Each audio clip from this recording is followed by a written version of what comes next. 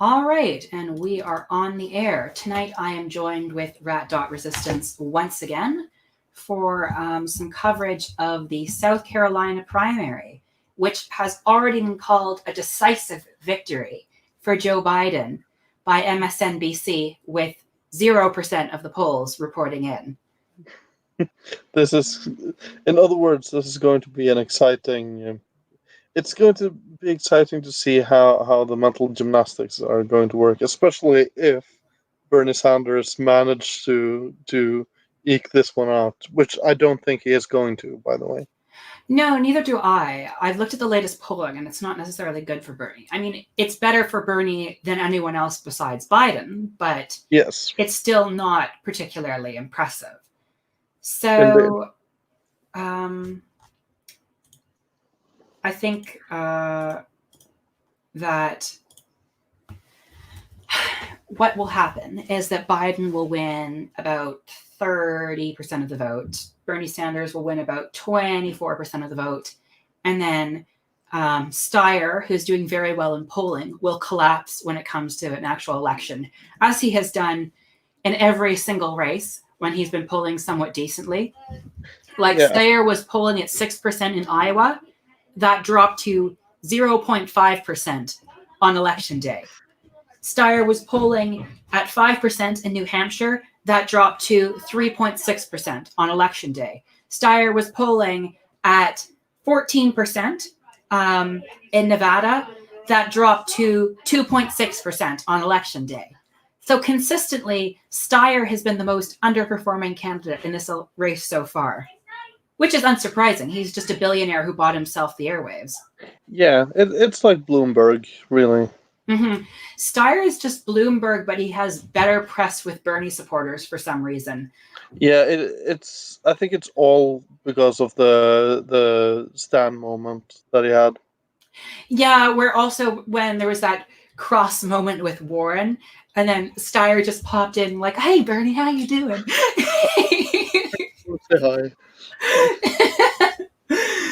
Like Steyer, I'll give him this. He's better at portraying himself than Bloomberg. Like Steyer, he's not very memorable, but unlike Bloomberg, he's not memorably bad. In every single debate, Bloomberg comes off as elitist, out of touch, grasping, and defensive.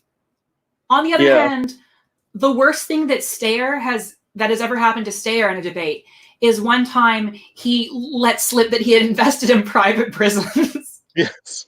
By the way, did you see the Buttigieg thing? I think it was off. Like it happened in one of the moments where our stream was taken down. Yeah. But Buttigieg was basically rejecting the activism of the 60s. Oh yeah, he's like, we can't defeat the radicalism. What was it? Something like, we can't defeat Donald Trump's racism of the 50s with the radical politics of the 1960s. I mean, this is the same decade that brought civil rights in America, so that's a very big dog whistle there, Buttigieg. Yeah, seeing as his history with as he would probably say, the darkies. Oh, by the way, you're getting He did canceled. say he said in the thing when he was talking about Bernie Sanders' support and his dangerous pacts, he was criticizing Bernie Sanders' quote unquote black money. Like he just can't help himself. That's the thing. He just can't, like, the racism, it just slips out. Yeah. Like all he really needs to become the perfect woke centrist candidate that they'll all rally behind is to be a little less subtle with his racism, but he just can't do it. He just has an irresistible urge. Like I guarantee you there will be video footage that may be released even in this election of Buttigieg saying the N-word in private. Oh, I guarantee that he does that. Definitely. I had a great point, but it slipped my mind. God damn it. As all great points do. It's so horrible. I always find that the most intelligent things I have to say are things that never actually pass through my mouth. The train just keeps driving on, and I forget exactly what it is and I say. But anymore, we've been rattling on for the past 5 minutes. The polls have been closed for about 23 minutes now in South Carolina. So let's see if they've got some results. Let's see. Shall we try, not ABC this time. Let's see. South Carolina primary live updates. 1% reporting. Okay. I didn't see exactly. Ooh, so it's a pretty convincing victory for Biden so far with 1% reporting. To be fair, New Hampshire was a pretty convincing victory for Klobuchar with 1% reporting. So Indeed. let's see. NBC or New York Times? Which do you want to go with?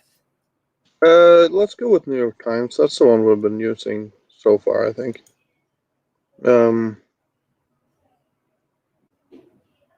Okay, so I stand corrected. It's actually less than 1% reporting. So it may be a while before we get more conclusive results. But here is the results so far. So with 1,200 votes in, Biden up by 70%. Biden's back. All right.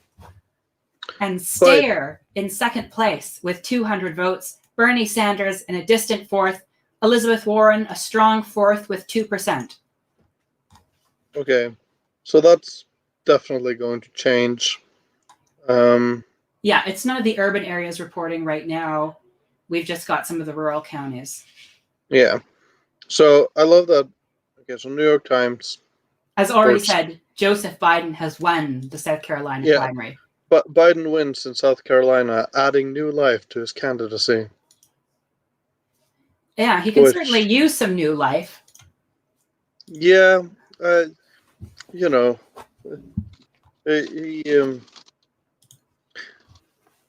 yeah, his mental faculties could at least use some energy. See, the thing with, I mean, you look in his eyes. I've seen a few clips of Biden where his eyes look extremely bloodshot and like at any second they're about to fill with blood completely. Oh, do you remember that actually happened in like a town hall or something? Yes, I'm not really sure if I can find the picture.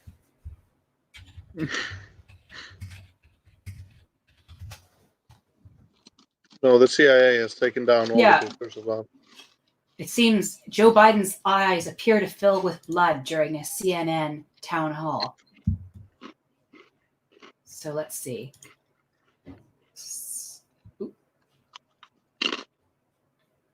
Nope, not an ad. I don't want an ad.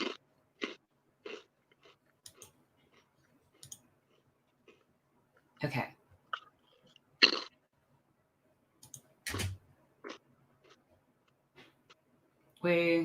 I'm not sure if this is the best site to watch it on. Real Clear Politics. No, I'm not returning. I said no, I don't want to return. Okay, let's see. Oh yeah, here we go. So this is Jimmy Fallon. Now we'll have to skip by some boring boomer commentary first. Yeah, please. Okay. By the way, I'm fairly certain that Cal Kalinske must have watched our stream when we watched the debate. Oh, why? Because do you remember how we talked about how Mayor Pete is the Democratic Marco Rubio? Oh, he said the exact same thing, didn't he? In a video that he released like 2 days ago or something. Shameless. At least add us. He was like, I don't know if you guys have thought about this, but he is like the Democratic Marco Rubio. And I'm like, God damn it. Okay. Okay. So here we go. Biden's bleeding eyes. Check out this. This is real. Look at it. People are. I don't know if he wants to be president or the next Bond villain. I think climate change is real, Mr. Bond. No more straws for you, Mr. Clip, Bond. So the turtles will see to that. Searching. Now let's see. Out of this, maybe Real Clear Politics video will work this time. Hopefully, possibly, maybe. No. Next election. Daniel, welcome. China is currently the largest emitter of CO2. How, if at all, would you try to get China to lower its emissions as president? I would make it real clear. That's why we have to bring around. And has failed me every single time. Which, let's see. No, we're not doing it on Fox News. Snoops, maybe. You can try this one. This is in 2019.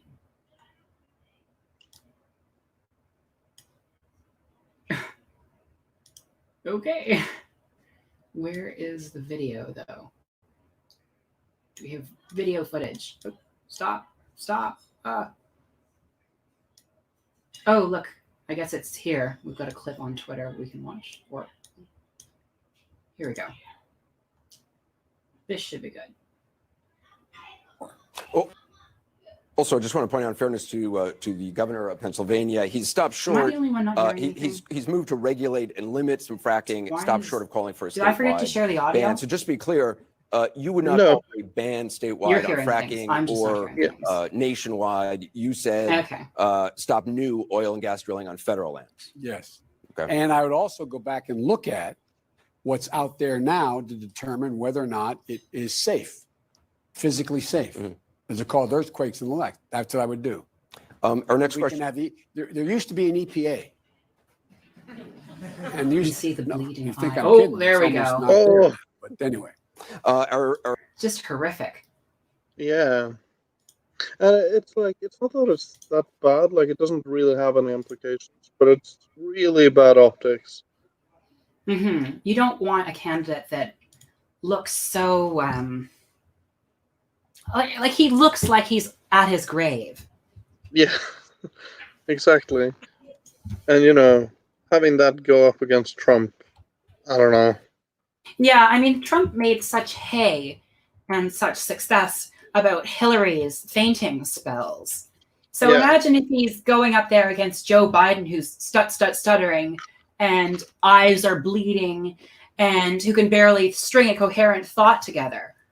Like, can you imagine the debate between Trump, which is like halfway demented, and Biden, which is like all the way demented? I don't even want to. Like, a part of me would probably enjoy it quite a bit, but another part of me is dying inside at the thought. And the thought that it would surely mean another 4 years of Trump, regardless of whether the economy crashes or not at this point. Yeah. There you go, South Carolina. Has there been... Oh, God damn it. So the New York Times really don't want me to see their website unless I sign up for their bullshit. Yeah, luckily I made a free account so I can see the stuff. Only one of us has to be tortured. Yeah. Well... Oreo is right. It would definitely be a repeat of 2016, almost verbatim. Biden would collapse. Donald Trump would do well. And if the economy doesn't crash, then Trump could be in for an even more convincing victory than the weird thing that he managed to do by barely winning a few of the key states last time. Yeah. Oh, it's Charlie. I see Charlie has imbibed some of that reactionary American nationalism since I last talked to him. And he's become a full-on fascist. Just because I'm a Canadian and he's Norwegian, it doesn't mean we can't talk about the politics of a crisis nation, a troubled nation. Yeah, I usually, like, my thing is, America or the United States, is actually a development country.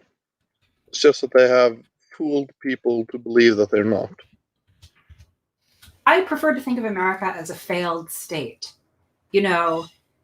At every little moment, it feels like it's on the brink of collapse and splitting into a bunch of all of the states splitting into 50 different states again. But sadly, for the rest of the world, it manages to chug along and try to drag the rest of us down with its tentacles. So how ironic was that comment about you covering American politics? I just need to. It's 100% ironic. All right. Charlie is an anarchist. Okay, so it's not like Ogre when he jumped on. Yes, he's black and red as can be. That Charlie. All right. In that case, welcome. I'm at work, so I can't stick around for long. Albus has the 100% correct take on America. Thank you. Well, yes, she does have the 100% correct take on most things. Oh, well, you flatter me. No. Well, anyway, I'm just being honest. Now, let's check in again on South Carolina. Yeah, it hasn't really changed all that much. No, still under 1% reporting. Biden's 70% lead has started to fray a bit. Bernie Sanders has picked up a bit. And the rat is in a strong fourth at 4.1%. Klobuchar is not even on the map. Actually, and Warren is. Like, why are we showing Klobuchar and Warren as Klobuchar as other?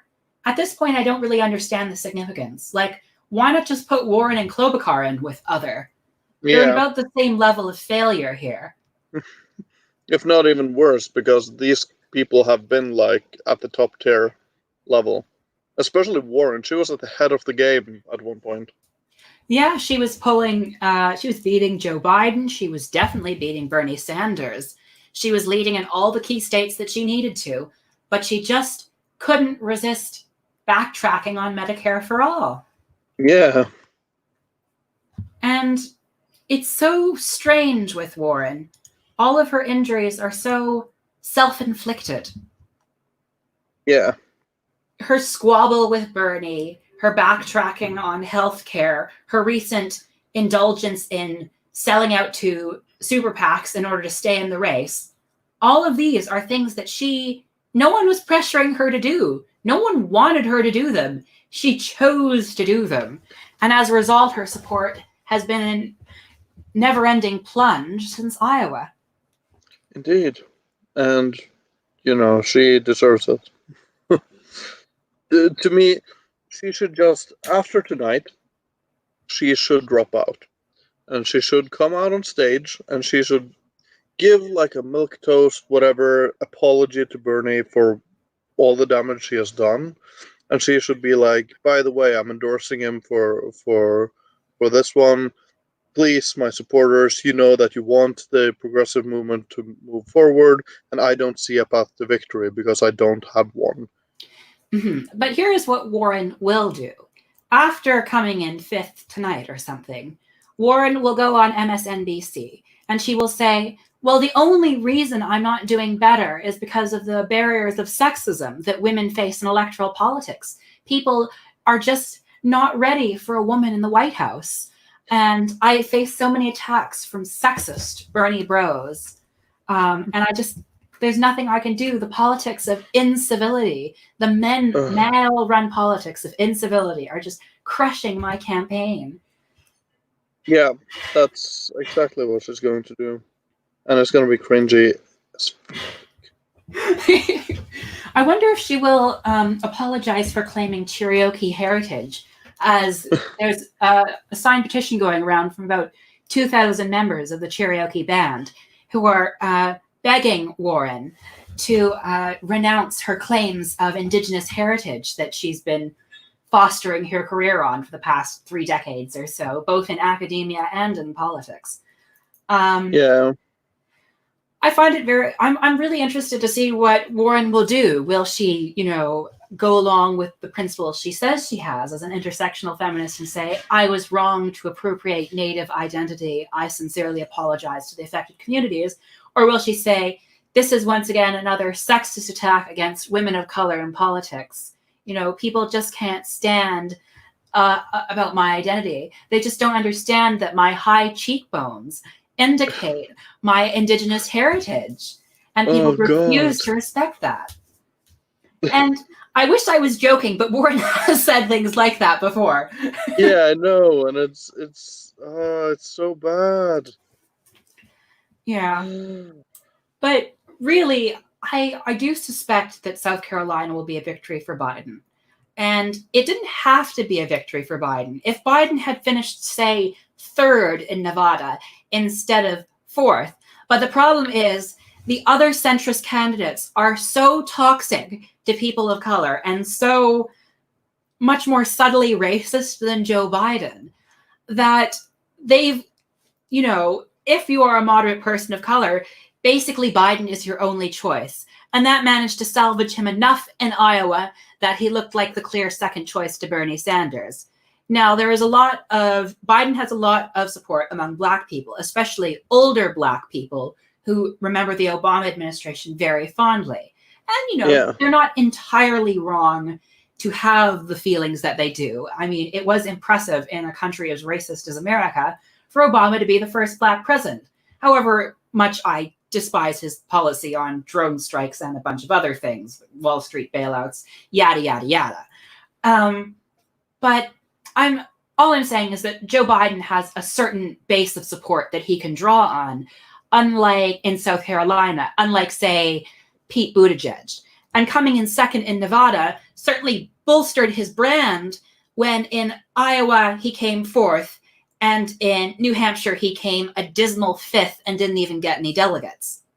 Yeah, which, you know, is like a death sentence to his campaign, really. So I made a tweet about what I think would be actually better for Bernie tonight. And here's the thing.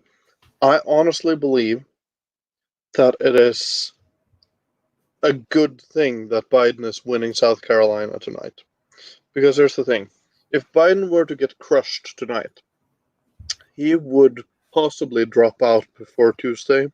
And then that would be and then really Bloomberg bad. will surge. Yeah, no, but that would be really bad for Bernie, because it's a good thing for him that all the centrists have decided to stay in for this long.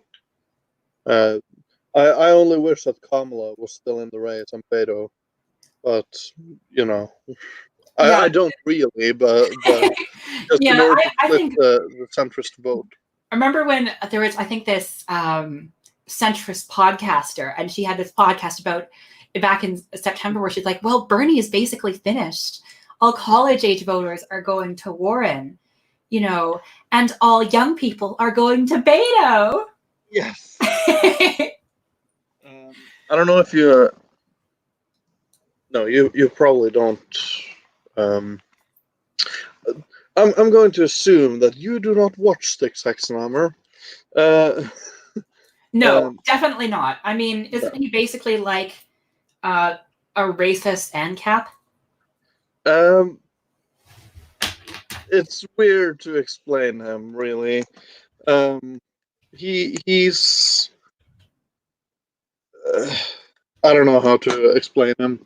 So I watch his stuff mostly because I think he is one of the more articulate people on the right, and it is a good thing. It's a good thing to keep up with the more, again, articulate people on the opposite side. Now, Stonebot is saying that Styx is a Holocaust denier, and that is somewhat true. He's at least a Holocaust revisionist. Now, Styx made a video on Bernie Sanders when Bernie had the heart attack, and he has been harping on about that heart attack ever since. By the way, but the video was basically titled "Bernie Sanders has a heart attack. he is done. And then Who titled it this? Who? Oh, Sticks and Hammers did. Yeah, yeah. He is done. Then he made a video talking about how, oh yeah, Bernie Sanders is finished at this point. And I don't know if you remember when the heart attack was, but that was quite a while ago now. Yeah, back in early September. Yeah, something like that. So I recently went back to that video just to write a comment on it, where I basically was like, oh, this video aged about as well as Biden's mental faculties. So just to show a quick little bit on South Carolina again, we can see the Joseph Biden lead has already shrunk from 70%. Bernie Sanders is now in second place. Steyer is doing pretty well at 12.1. Pete Buttigieg, a strong fourth at 7.6. Elizabeth Warren is picking up some speed, and so is the unstoppable Claude Mentum. Oh God. It's clobbering time. Do you know the name of the Mexican president? I'm surprised she didn't say something like Speedy Gonzalez. that would definitely be Pete's answer. No, Pete's answer Pete actually answered, but correctly. But here's the thing: Pete is good on terms of like memorizing all of those names. But if you asked him to name anything about the politics of Mexico, he would be completely adrift. He knows all the superficials. He knows all the capitals and provinces and all the stuff that that just requires rote memorization, not actually any process of thought and reflection. But ask Pete any sort of in-depth question about another country, and he'd be sure to collapse as badly as he did when he tried to speak in Norwegian about Las Vegas.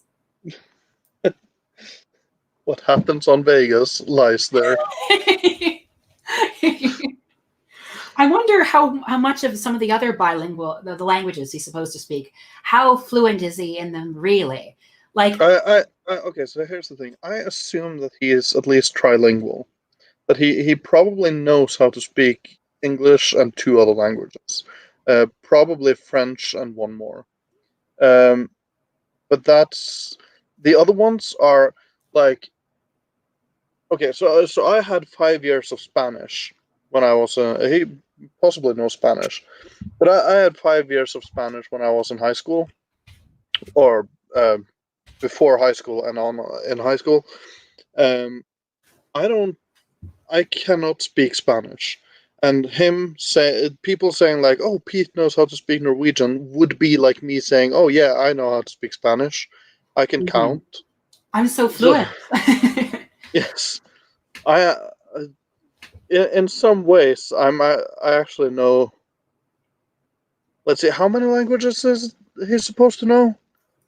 He's supposed to know, I think, 6: Norwegian, Farsi, English, Spanish, and French. I think. Didn't he speak a little? I think Italian. Italian. I think he speaks a little Italian as well. It's possible. Okay, so technically, I know how to speak. Let's see. At least at that level, I can speak Norwegian, Swedish, Danish, English, a little bit of Spanish, and a little bit of German. So, you know. Here's the thing. Europeans would not be too impressed by Buttigieg speaking 6 languages. But you have to remember, this is America. Yeah. And you can speak Spanish. That is notable. Most Americans can only speak English, and they can't speak it well. Yeah. Which reminds me, did we watch the Beto O'Rourke Spanish yes, video on stream before? But my favorite part of Beto O'Rourke's mangled Spanish is the bit when Cory Booker and Elizabeth Warren just like, this guy real? It's just iconic. Yes, and I think the best part about Cory Booker's look is that he also spoke in Spanish later.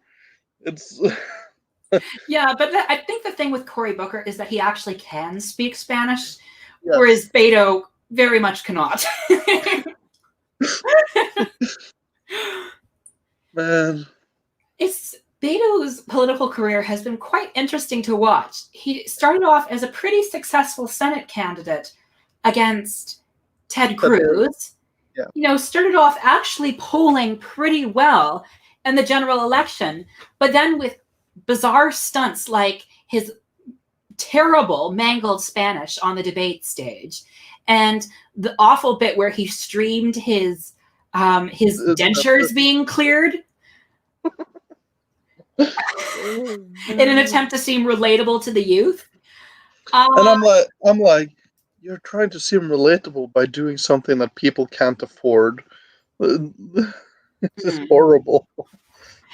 Yeah, and it's like he tried to turn into like a casual chat on immigration with the dentist. Oh, it's awful, awful.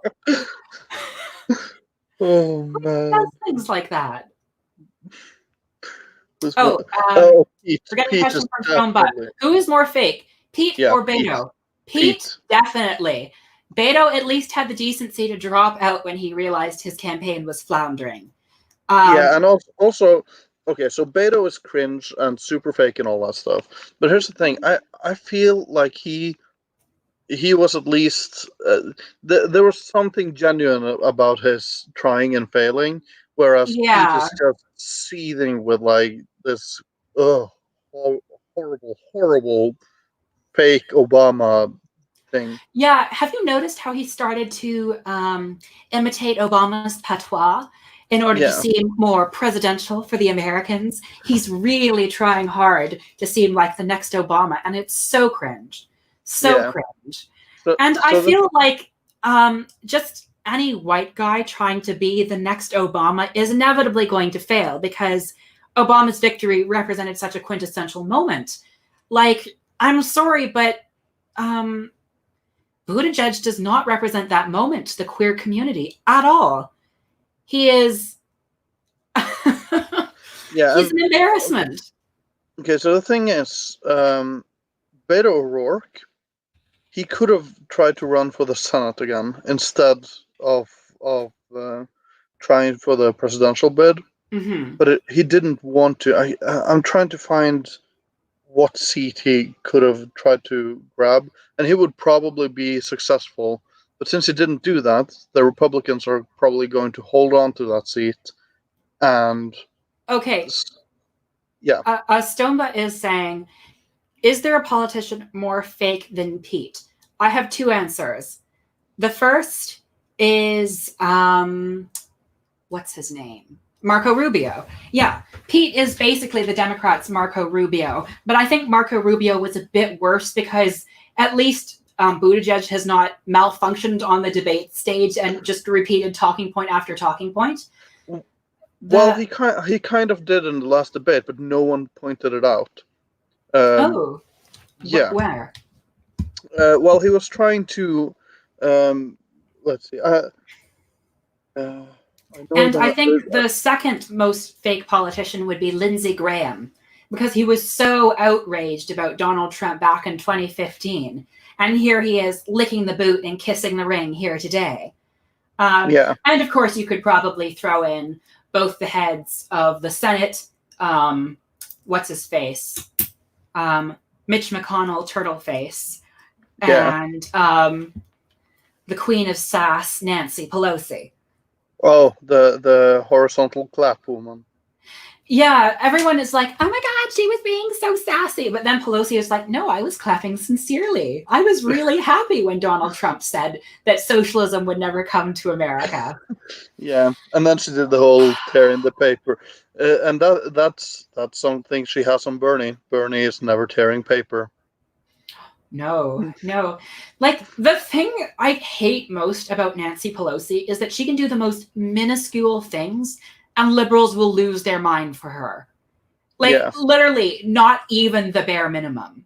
Just literally anything Nancy Pelosi does, and you'll have this horde of 40-something Y moms screaming, yes, queen, and responding with these cringy gifs of Black women that people who they probably would call the police on if they saw them in the shopping mart.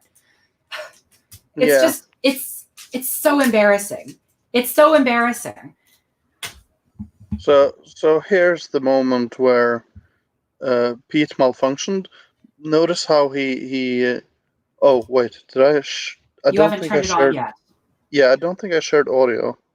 Okay, well, go ahead and share audio first then. There you go. Share audio. Right. There we go. And there we go. All right. So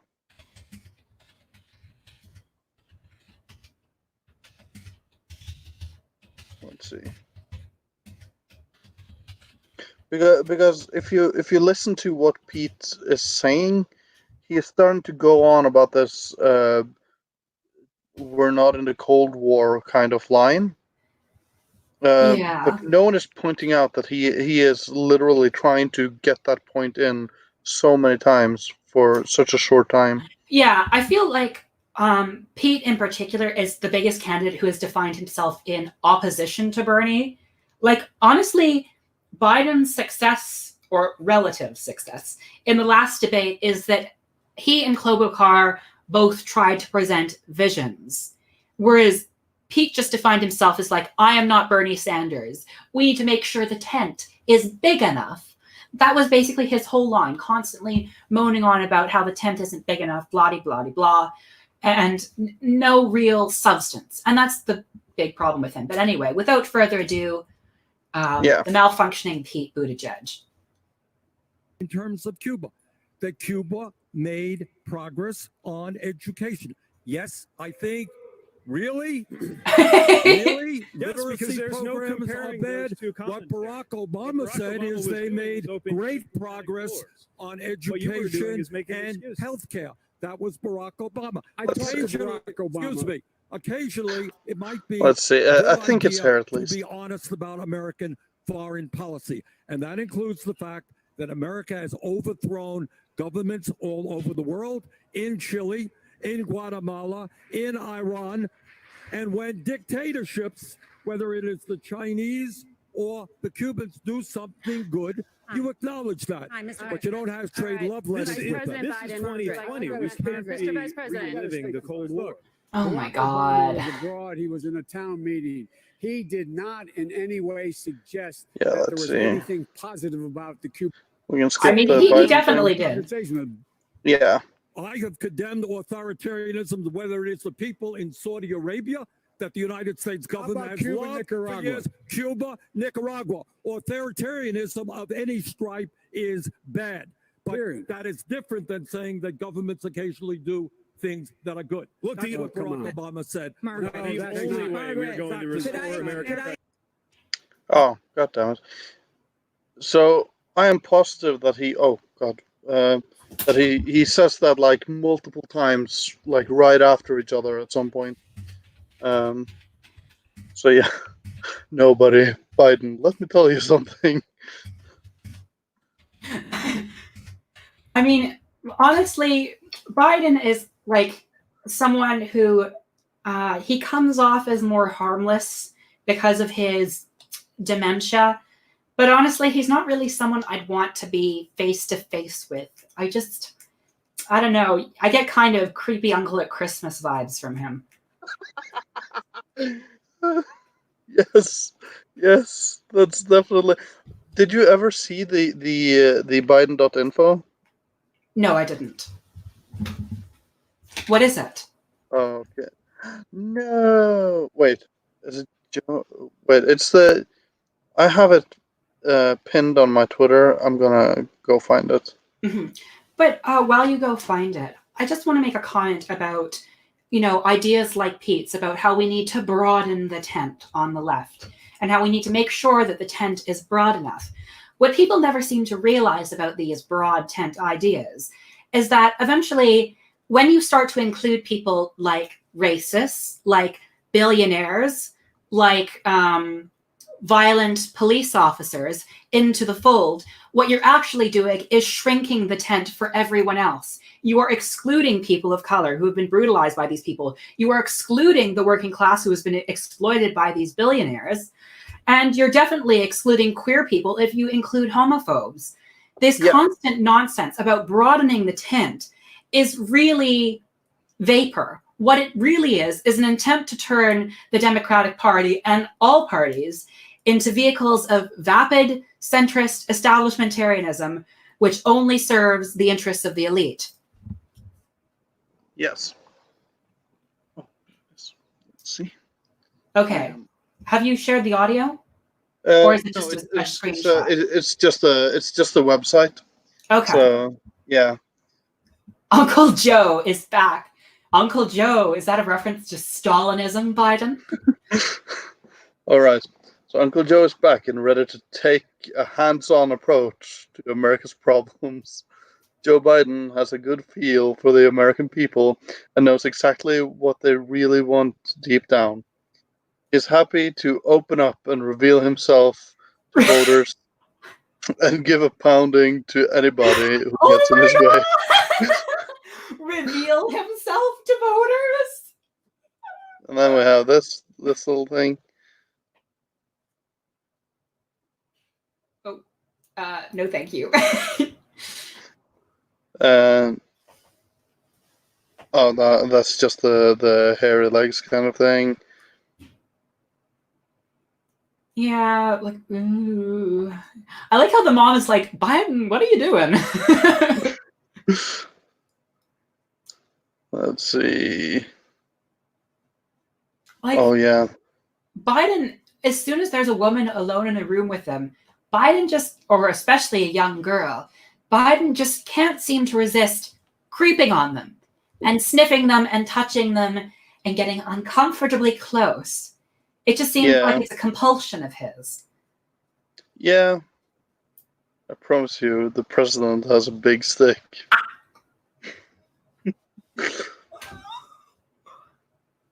Let's see, 1996, Biden voted for the Defense of Marriage Act, blah, blah, blah. Yeah, that is such a bullshit law from Republicans. Like, oh, we're so for states' rights. Also, states, you cannot recognize gay marriage. Absolutely not. Yeah. The federal government will force you to be homophobic. Yeah, so this one is a classic. Bright and clean.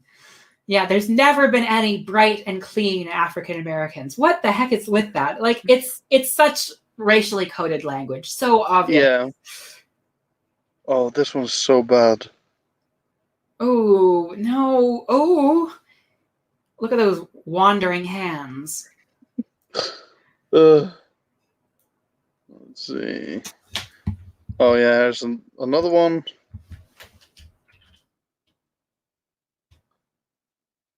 So this is basically just, Do you remember that time when Biden was talking about how we needed to help poor people, but then he slipped up and he's like, we need to help black people. I mean, poor people. And he was like that. What was it? Poor kids can be just as bright as white kids or something. It's yeah, it was so cringe. Anyway, let's have another look at South Carolina. Hopefully, they've finally gone beyond just 1% reporting. 2% reporting. Biden at 53.8%, Bernie Sanders at 14.7%, Steyer and Buttigieg, Warren and Klobuchar. Tulsi Gabbard is not doing as badly as she's done in some of the states. But honestly, I have no idea why she's still in the race. You haven't done well in any single state. I don't think she's ever topped 3%. Oh, by the way, Oreo, that's not Biden's site, of course. But for a while, if you Googled, like right after Biden announced, if you Googled Joe Biden, that site would show up before his. It would show up above his actual campaign site. Yeah, I really want Tulsi to drop out.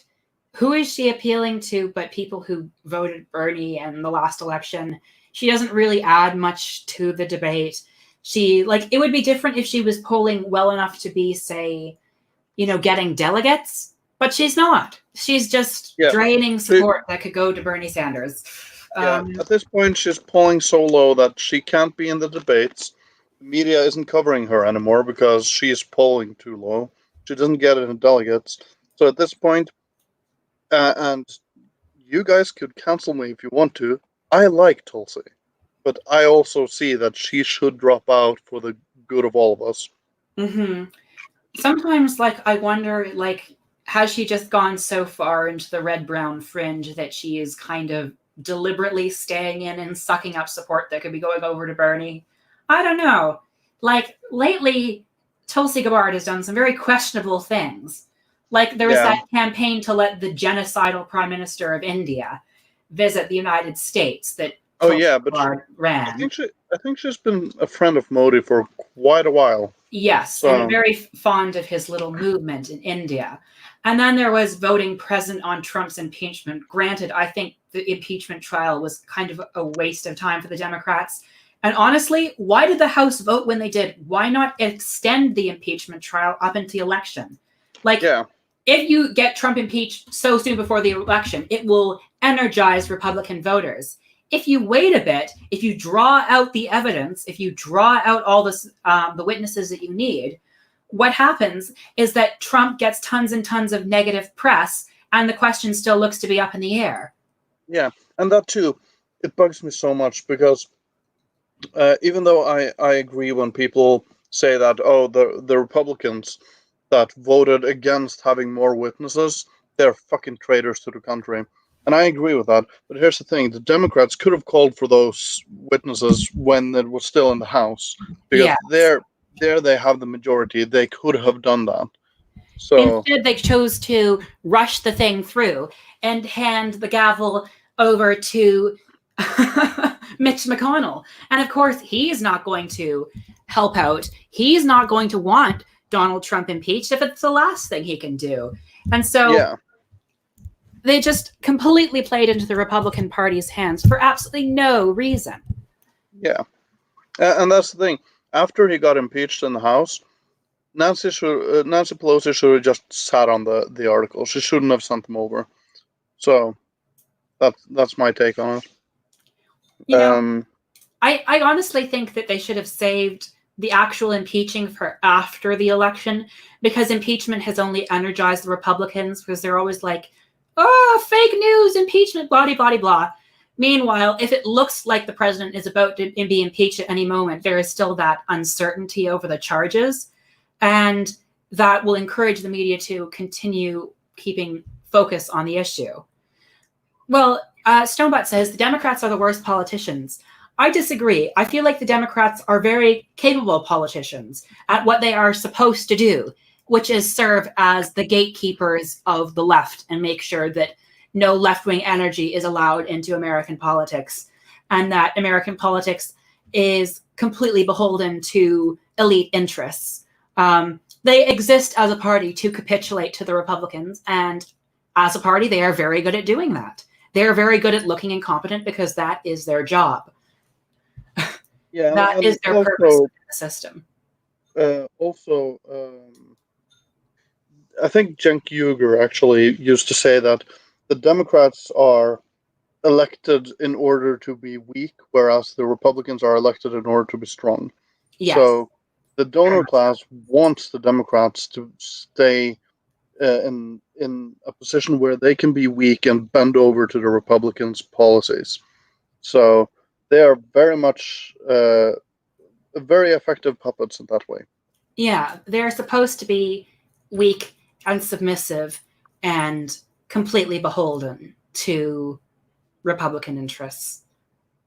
With that said, they have a very interesting tendency to snap defeat from the jaws of victory, and that's and they would rather see Trump gain 4 more years than have Bernie in office, which has been very clear lately with the superdelegates saying that they would rather see their party burn to the ground. Yeah, than have Bernie Sanders as the nominee. So, I mean, like these quote unquote Democrats, they don't have any sort of faith that there can be a left-wing party in America, and they would rather ruin any chance of success than possibly nominate someone who's a bit to their left. It is disgusting, but it is the mentality of centrism. So I just wanted to share some of the more concerning results from South Carolina today. So looks like we got 5% reporting in just now. Biden has maintained his massive lead. Bernie Sanders is in a distant second with 15.5. Stare has not yet collapsed like I predicted, but Buttigieg, Elizabeth Warren, they haven't reached double digits yet, and Klobuchar is sitting in a distant sixth. So currently, it will only be Joe Biden and Bernie Sanders that gets delegates from this, because I think it's a 15% threshold. Although at this rate, it may be that Bernie Sanders does not get delegates from South Carolina. However, I don't think these numbers will carry over, and I will show you the reason why. Bernie Sanders usually does better with urban communities rather than rural. Here's what we've got so far. Very little districts reporting in from urban communities, and tons reporting in from the countryside. Yeah. And also, here's the thing. Super Tuesday is on Tuesday, and I assume that we'll be streaming them too. Yes. Because that'll be like the most interesting night, and Bernie is leading in every single one of the Super Tuesday states. Biden hasn't campaigned in a single Super Tuesday state for like a month. So even if he gets the state, and even if he wins it by the margins that we see the structures of right now, he will collapse. And this victory won't be enough to save him. I don't think it will be enough to save Biden. I'm just worried that it might halt Bernie's momentum to the extent that he won't win a convincing enough victory in Super Tuesday. The good alternative is that this makes the centrist candidates who are not Biden panic, and they all start to attack Biden in a desperate attempt to stay within the race. And that leads to only more, demonstrations of his obviously incapable leadership. I think what the people of South Carolina were looking for in Biden, which is one of the states where he had the most support, is just that, is he a politician who can win? And Nevada showed that he's a politician that can win at least better than any of the other centrist contenders. So they all flocked to Biden.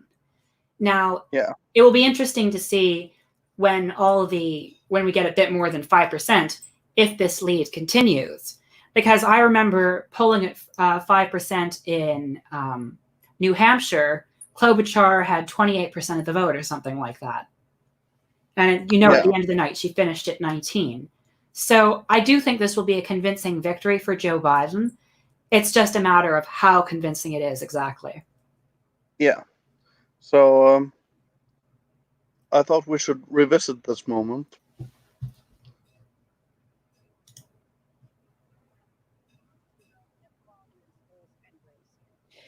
In a conversation about how to deal with segregation in schools back in 1975, you told a reporter, "I don't feel responsible for the sins of my father and grandfather. I feel responsible for what the situation is today, for the sins of my own generation, and I'll be damned if I feel responsible to pay for what happened 300 years ago." You said that some 40 years ago. But as you stand here tonight, what responsibility do you think that Americans need to take to repair the legacy of slavery in our country? Well, they have to deal with look, there is institutional segregation in this country. From the time I got involved, I started dealing with that. Redlining, banks, making sure that we are in a position where, look, talk about education. I propose that what we take is those very poor schools, the Title I schools, triple the amount of money we spend, from 15 to 45 billion a year. Give every single teacher a raise, an equal raise, getting out the $60,000 level. Number two, make sure that we bring in to help the teachers deal with the problems that come from home. The problems that come from home, we have one school psychologist for every 1,500 kids in America today. It's crazy. The teachers are, and I'm married to a teacher. My deceased wife is a teacher. Problem coming to them. We have make sure that every single child does in fact have 3, 4, and 5-year-olds go to school, not daycare, school. Workers into homes and parents to help them deal with how to raise their children. It's not that they don't want to help. They don't know quite what to do. Play the radio. Make sure make sure you have the record player on it. Make sure the kids hear words. A kid coming from a very poor school, a very poor background, will hear 4 million words fewer spoken by the time they get there. There's so much. Oh my God. I still am struck by how demented and nonsensical that whole rant is. First of all, when he stops in the middle of his already incoherent rant about schooling and a question that was dealing about the legacy of segregation, he says, I'm married to a teacher. My deceased wife is a teacher. As if that has to do with anything. Furthermore, it's pretty embarrassing that he can't even remember his current wife. He thinks his deceased wife is still alive. The second thing, when he says, okay, the kids need to hear words. They need to hear them from the television. Excuse me, the record player. What? Who has a record player? This is the 1950s. Oh my God. And then the part where he's like, make sure the kids hear words. This was a question about segregation. How did you get from segregation to make sure the kids hear words? I just love how it's like, yeah, it's hard to see how he made it from point A to point B there, but he somehow managed to do that. Oh my God. Stonebutt says, of all the centrist candidates, who is the most tolerable? Probably Steyer, because he's the most milquetoast. Okay, so I think Biden, to be honest. Well, here's the thing. Biden has a more tolerable personality, ignoring the creepy uncle aspects and ignoring, his his record is probably one of the worst up there with Bloomberg. But he doesn't have a very unpleasant personality like some of the other candidates. Yeah, Buttigieg probably technically has better policies than Biden, but Buttigieg is incredibly insufferable. Yeah, so that's the thing. When I say Biden is the more tolerable of them, that is not a reflection on him. That's a reflection on the rest of them. So I think the rest of them are utterly, I can't stand them. Okay, so if we look at the centrist candidates, and I'm going to not include Warren in this for now, but you look at the main three ones. It's Biden, Buttigieg, and Klobuchar. So Klobuchar is insufferable. She is so. I hate the fact that in every debate she is the one like, oh, we shouldn't be fighting each other, and I'm like, God damn it, it's a primary. And then in every single debate, Pete says we need to make sure that the tent is big enough. Yeah, so Pete is like the one I dislike the most. I think he is atrocious. Now, this is not counting Bloomberg because Bloomberg is the literal devil. But we were talking about centrist candidates. Bloomberg is not a centrist; he is a right winger. Yeah. So Warren. The reason I didn't include Warren is that she has some policies that are more progressive. I feel like she's in the middle between the Klobuchars and the Bidens and the Buttigiegs and the Steyers, and between Bernie. She tries to position herself there, and that's basically where she is. Yeah. So of the last remaining viable candidates, she would be my second choice, of course. But it's a distant second choice. Bloomberg is upgraded Trump. I don't know. I think Bloomberg is honestly worse than Trump. I don't think that Bloomberg is worse than Trump. I think he has Trump with different aesthetics. He appeals to the quote-unquote coastal elite, the rich liberals living in the cities who hate that Trump is so rude and he says so many crass things, but ultimately don't really mind having tax cuts and services cut. You know, that sort of crowd. The problem, the people whose biggest problem with Donald Trump is that, oh, he's just so incivil and he tweets so much. His tweets is probably the best thing about him. Delaney is my number 2 pick. Delaney is all of ours number 1 pick. Bernie is number 2. Yeah, exactly. Like, we just can't stop the Delaney drive, no matter how hard we try. Is Delaney on the tickets? Delaney is playing fourth dimensional chess by dropping out of the race, because that way none of the other candidates will attack him. But then when Bernie Sanders is beaten at the Democratic National Convention and all the serial delegates are getting ready to vote, Delaney will come up and he will win them over at a speech at the convention. And then they will all nominate and go behind Delaney because he's just so charismatic. Yes. He, by the way, has 68 votes so far in South Carolina. He is polling at 0.1%. There has been a bit of a shift in South Carolina, so it's worth addressing.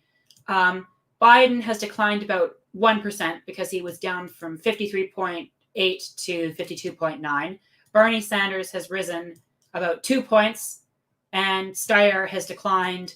Buttigieg has declined. Warren has stayed about the same. Klobuchar has declined. Tulsi has stayed about the same.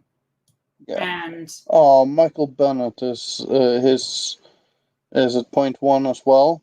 So it seems like there are not enough surfers in South Carolina. Oh, another 10% in now. Another Biden decline. Bernie Sanders increases again. Steyer stays the same. Buttigieg, small increase.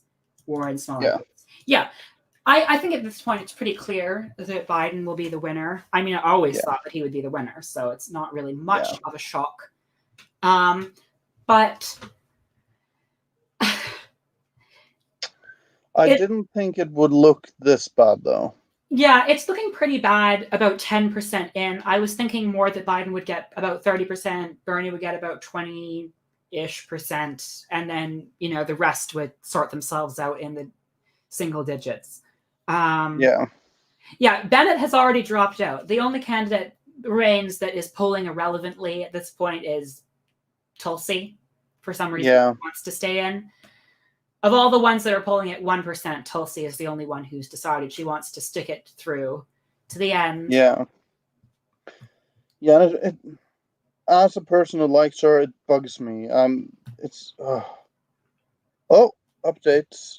Warren got a 0.1 bump.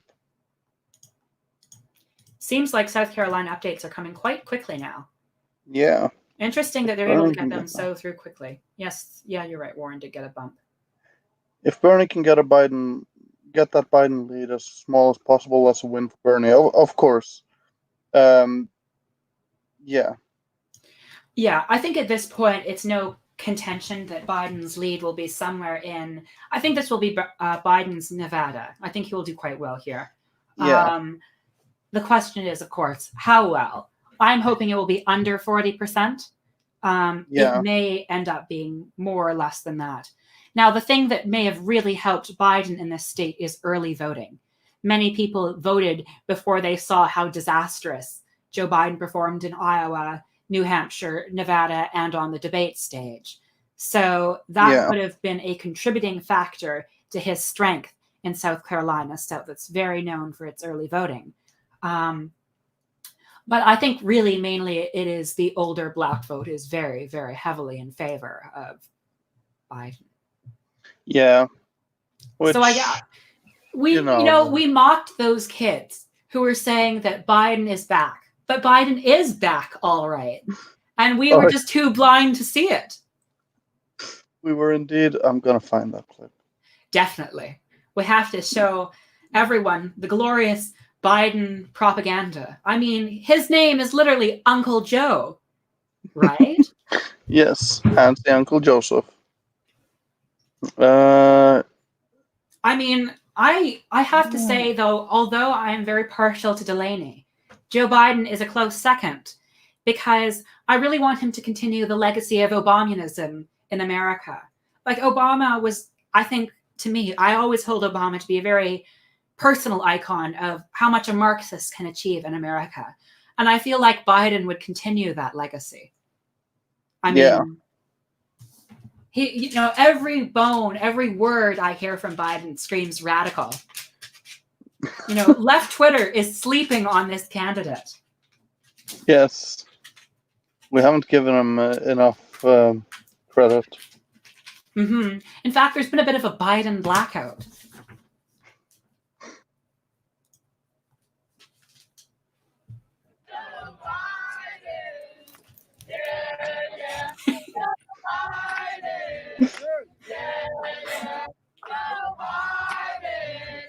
Biden's back. All right.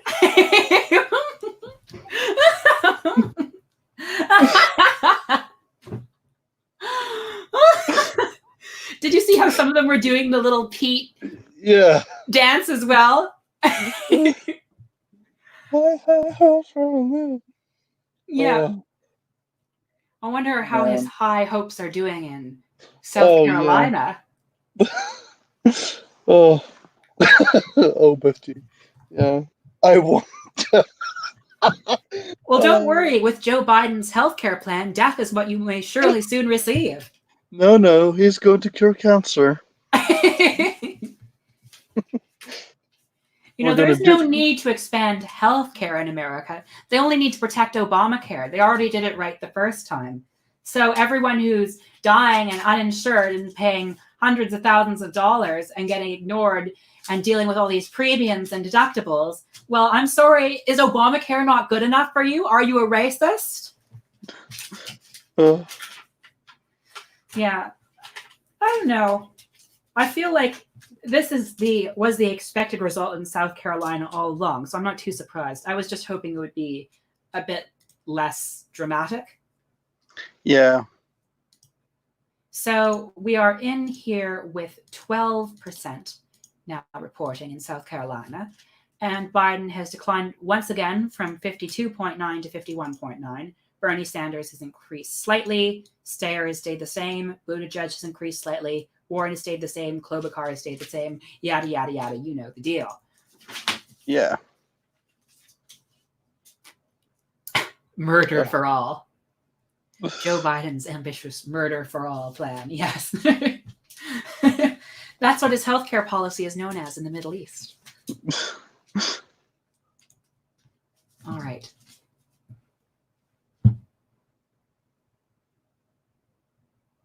I think you've forgot to share the audio again. No, what?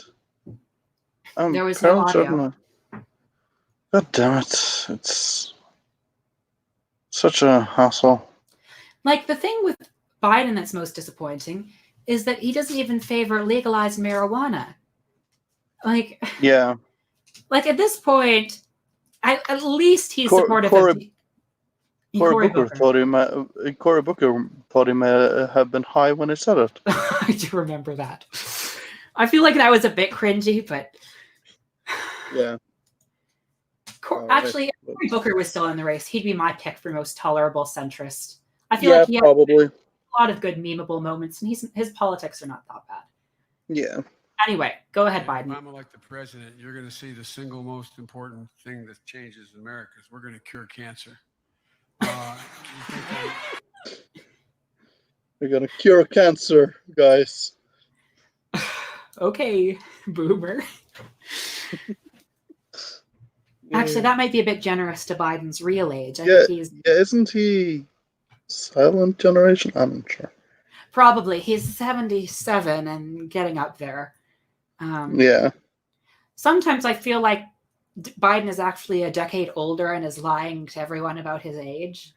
Yeah, here's the thing. Like, Bernie's older than Biden, but Bernie seems younger.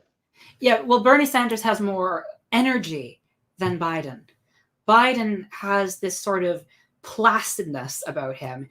Well, I mean, it's a bit weird. He alternates between like being really shouty and aggressive in the way that liberals think Bernie Sanders is, to then descending into weird, like mumbly fits where he doesn't really say much of anything, and he kind of comes across as very quiet and uncertain. So it's a very weird sort of swing that he does every now and then.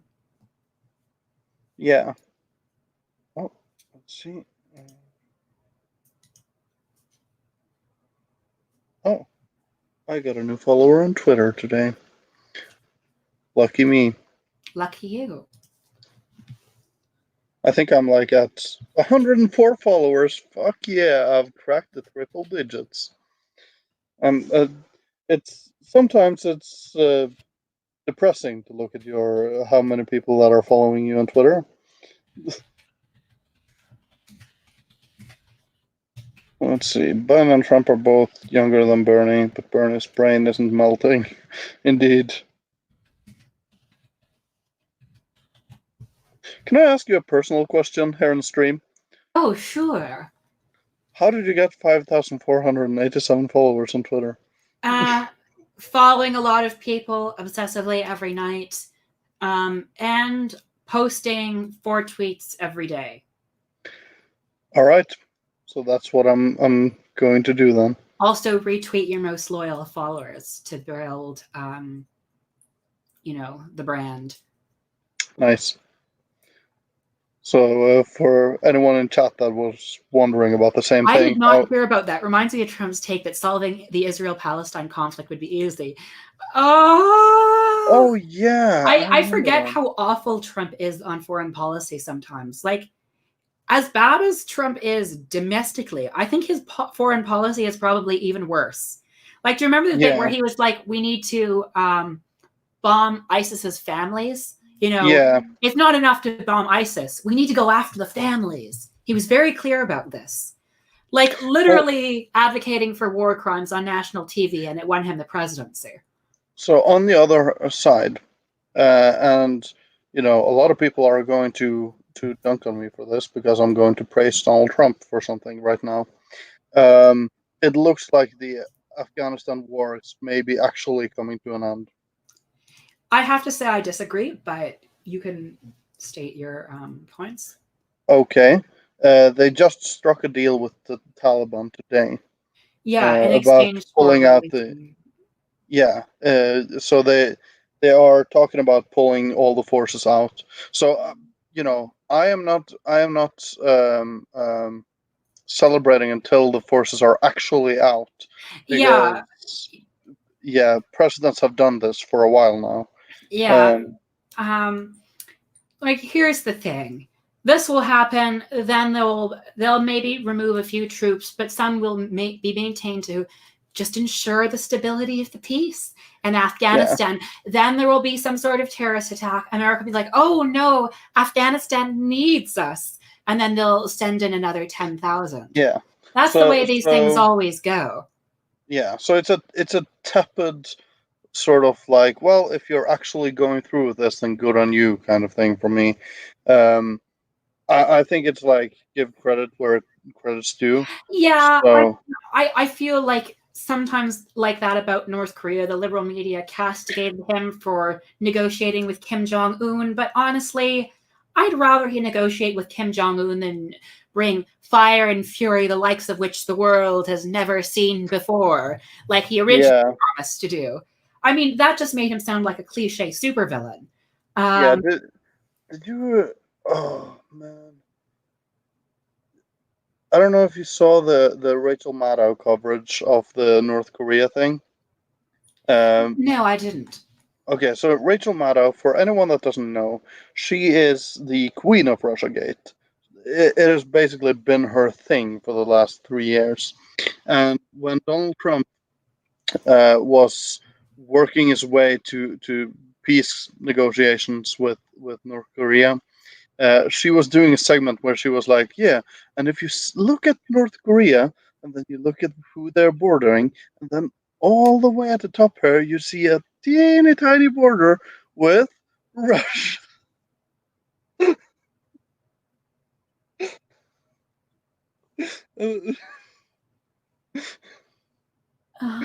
So she was trying to spin it like, oh, he was only negotiating peace with North Korea to appease He's Putin. Putin. Oh my god. But I mean, Trump has done more drone strikes. Yeah, he increased the drone strikes with 400 and something percent within a very short time. And then he appointed John Bolton to be his Secretary of Defense. Yeah. Thankfully, Bolton was eventually kicked out. But he still was in there for a good 2 years or so. That was just embarrassing. Yeah, wasn't General Mattis in there for a while? Yeah, and then I think was it Mike Pompeo? I think so. The thing with Trump's administration is it's very much a revolving door. No one seems to be able to last any more than 2 years before they're cut and then replaced with someone else. I don't necessarily know if this is narcissism on Donald Trump's part or if it's just as soon as there's a whiff of scandal, he immediately cuts them off. Yeah. So here's the thing. I don't think that a high turnover rate is in and of itself the sign that the government is broken. However, the reasons people have been let go from his government or from his cabinet has been interesting, and it has been making him out to look like a very megalomaniac kind of person, and we all knew that. Yes. Steve Bannon. Oh yeah. Yeah, Steve Bannon, it's too scary to even joke about a guy like Steve Bannon because he's openly alt-right. He was the most far-right person in Trump's government. He was on the Security Council. Yeah. So if anyone wants to know about Steve Bannon, Philosophy Tube did a great video on him. Yeah. Steve Bannon is horrible. There's a bit of red-brown to him because there was one bit where he said that he was a Leninist. Yeah. Where he's like, I'm a Leninist in the sense that I believe in destroying the government, which isn't really what Leninism is about, but okay, Steve. But what Steve Bannon's main interest in, so far as I have read based on disclosures from Cambridge Analytica and others who have worked with Steve Bannon, seems to be creating a reverse intersectionality centered around white men, cis, straight, white men, middle class, and painting them to be the most oppressed people in American society. Yeah. And everything in his politics is geared around serving the interests of this narrow group and reinforcing a victim narrative around this group, while also being openly racist. One of his most famous speeches is saying, let them call you a racist, let them call you a sexist, let them call you a homophobe because there's nothing bad about that. Yeah. He was actually in Norway not too long ago. I think it was last year. He was visiting Bergen for a sort of media festival that was happening here. A lot of people didn't want him to come. Me personally, well, yeah, I actually thought about going to see what he had to say, mostly because, again, I think it's interesting to hear what your not just adversaries but downright enemies have to say about certain issues. Yeah, I don't know. With people like Steve Bannon, the less attention they get, the better these days is my stance. Anyway, let's check back to South Carolina, where the results have stayed about the same.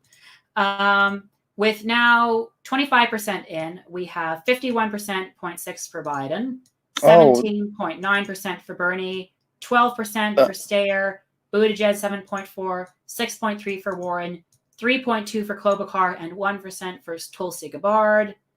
We have bits reporting from all around, but not very much in the cities, mainly in the countryside.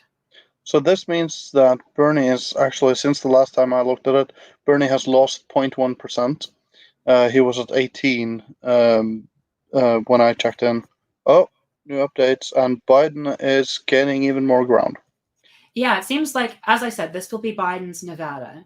So Yeah. I feel like the More best than we can just hope Nevada, for. he is like literally above halfway on his own. Yeah. I think the best we can hope for at this point is that Biden will fall behind 50%. That's my goal for now. Yeah. And also that Bernie Sanders will pass 20%. Yeah. I don't like this too much. It's a bit, how can I say it? Some of the leads that Bernie has in the Super Tuesday states are not big enough. Solid. Yeah. Yeah. It would have been better had Biden won a more narrow victory, say in the realm of 30% and ideally even a narrow 20% lead, because somewhere in the 20s, because that is what I had. I knew that he would win about 32% of the vote or so. Yeah. So it is looking like this will be a significantly better night for Biden than we could have hoped for. However, on the other hand, it's only 27% reporting. And, if the rest of the state has voted for Bernie, every one of them, that's not how it works, but we could hope. No, I don't think it's possible that Bernie will win tonight. However, No. I'm just hoping that he passes 20%, makes still a solid showing, keeps his solid around 22% that he's been able to win in every state so far. Yeah. That would be encouraging. And also that Steyer doesn't win any delegates. Yeah. Steve Bannon is a classical liberal, though. Sargon done told me so. Yeah, the thing with Sargon is kind of a joker. Like, it's impossible to take him seriously. His every attempt at actually engaging in politics in the real world has been a dismal failure. I mean, he single-handedly destroyed a political party in the UK. Yeah. By entering it. Sargon, as it turns out, has not much appeal beyond people who aren't 15-year-old cringe lords. Yeah, and we've all been there. Oh, I have been all there. I used to like Sargon, unfortunately. It makes me ashamed to admit. But, I have tried to imagine you as a person that likes Sargon. I'm literally doing my best right now. Yeah. Well, I was a very, very different person. So, yeah, it is kind of hard to imagine. Sometimes I look back at I was almost drawn into Peterson at one point, but then I realized how retarded his ideas of society are.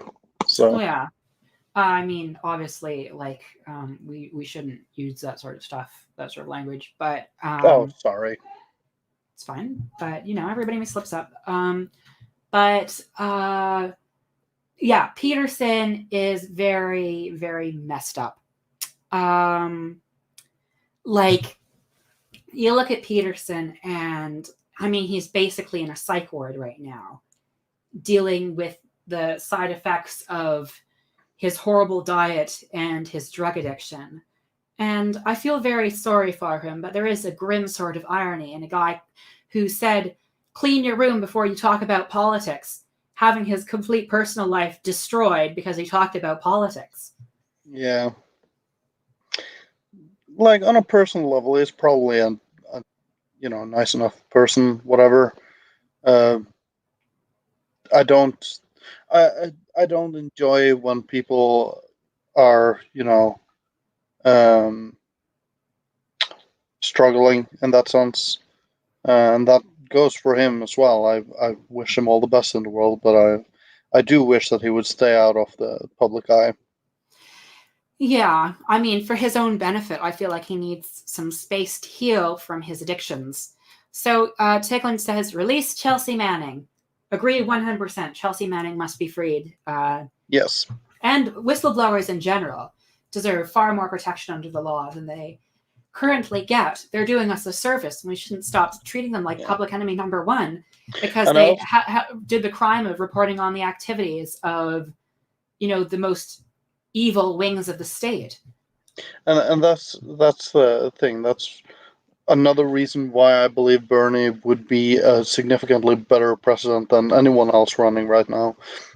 He has more or less stated that he would. I think he has said that he would pardon Snowden. And the whole Assange thing, okay. So here's the take on Assange. Assange is not a whistleblower. He is a journalist. And what is happening to him is basically the state going after the journalists, which, it should be the other way around. And they are taking him down because he spoke truth to power. Now, we could look at the more problematic sides of Julian Assange, the whole Sweden ordeal. Yeah, I feel like he should get that cleared up. However, you can't really have him get that cleared up if he's in an American jail cell on charges that have absolutely nothing to do with the rape charge that Sweden said they wanted him for. Of course, now I think Sweden dropped that claim. Yeah, so that claim, it gets dropped and then it gets, it floats up again every now and then. So I don't know what is happening with it. I'm not going to. Okay, so a lot of people that support Assange a lot, they pretend to be like, "Oh, that definitely didn't happen," and then the other side are obviously like, "Oh, hashtag believe all women." Yes, and I think that the truth probably lies somewhere in the middle, whereas these women probably experienced something that they thought was uncomfortable in some way. Now, I don't know the details of exactly what, but it should be cleared up and it should be looked at least. Yeah, I feel like he should go stand trial in Sweden. However, unfortunately, he's imprisoned in the United States and he suspected at the time that if he went to try to stand trial in Sweden, he would be deported for America to face stupid charges because of his journalism, which challenged the American state. And the fact that the American media aren't still talking about it is insane. It's like, hey, if he gets prosecuted, that sets up the precedent that you guys will. Well, okay, a distributor, sorry, but yeah, the fact that he is basically being charged with doing with releasing things that the public should know is such a terrible precedent for the people that are in the media in the Americas. Yeah. I have to say I'm more passionate about Snowden and Chelsea Manning because, they are whistleblowers. They did put their lives on the line for this. Yeah. And I think Assange did in a way as well, but especially them because they had to go against their government. Did you read Snowden's book? No, I haven't. I didn't know he had a book. Oh, he released it last year, I think. Yeah, last year. It's called... If anyone in chat knows, then you guys can... Let's see. Snowden book. It's called... I know what it's called in Norwegian. It's called Permanent Record. And the American state sued him for it, where they were like, "Oh, you get to sell the book, but we're gonna take all the revenue." Mm. So yeah, in Norwegian, kind of funny story because I borrowed the book from the university library. Yeah. And in Norwegian, the book is called Systemfeil, which translates to system error. And when I went to deliver the book back in, they have like this electronic return thing. Oh, I see. Yes. Yeah, and I scanned the book, and the title of the book showed on the screen, being like "System Error," and I'm like, "Well, what did I do wrong?" And it took me like a minute to realize that. Oh, that's the name of the book. Of course. So, just to check in on South Carolina again, we've now got 34% in. So Bernie is now at 8.4 when I think that's an increase of about 0.5%, maybe a bit more. Yeah, 0.5. Steyer has declined 0.2%. Biden has declined by 7%, 0.7%, with 35% precincts reporting. Buttigieg, about the same. Warren, about the same. Klobuchar and Tulsi, about the same. And Delaney is staying true to his course with 0.1%. Mm-hmm. Every single state, even when he was never in the race. I think he dropped out just before Iowa. But every single state, he's won about 0.1%. Yeah. So, which, that will lead up to him getting like 5% when it's all said and done. Mm-hmm. Exactly. The 0.1% in California will cinch it for him. They'll have to give him a delegate. Yes. And the delegate will be himself, so he can go to the convention hall and make a stirring speech before the floor, and everyone will be convinced to nominate him as a compromise candidate. Do you think he's a super delegate? I feel like he would want to be. He's not a super delegate. He's a mega delegate. A normal super delegate supersedes 10,000 votes. John Delaney supersedes 100 million votes. I mean, John Delaney supersedes the election. Yes. You don't need to hear the will of the people. We have John Delaney. We sacrificed democracy at the altar of John Delaney. Exactly. Nothing is too far. Oh, God.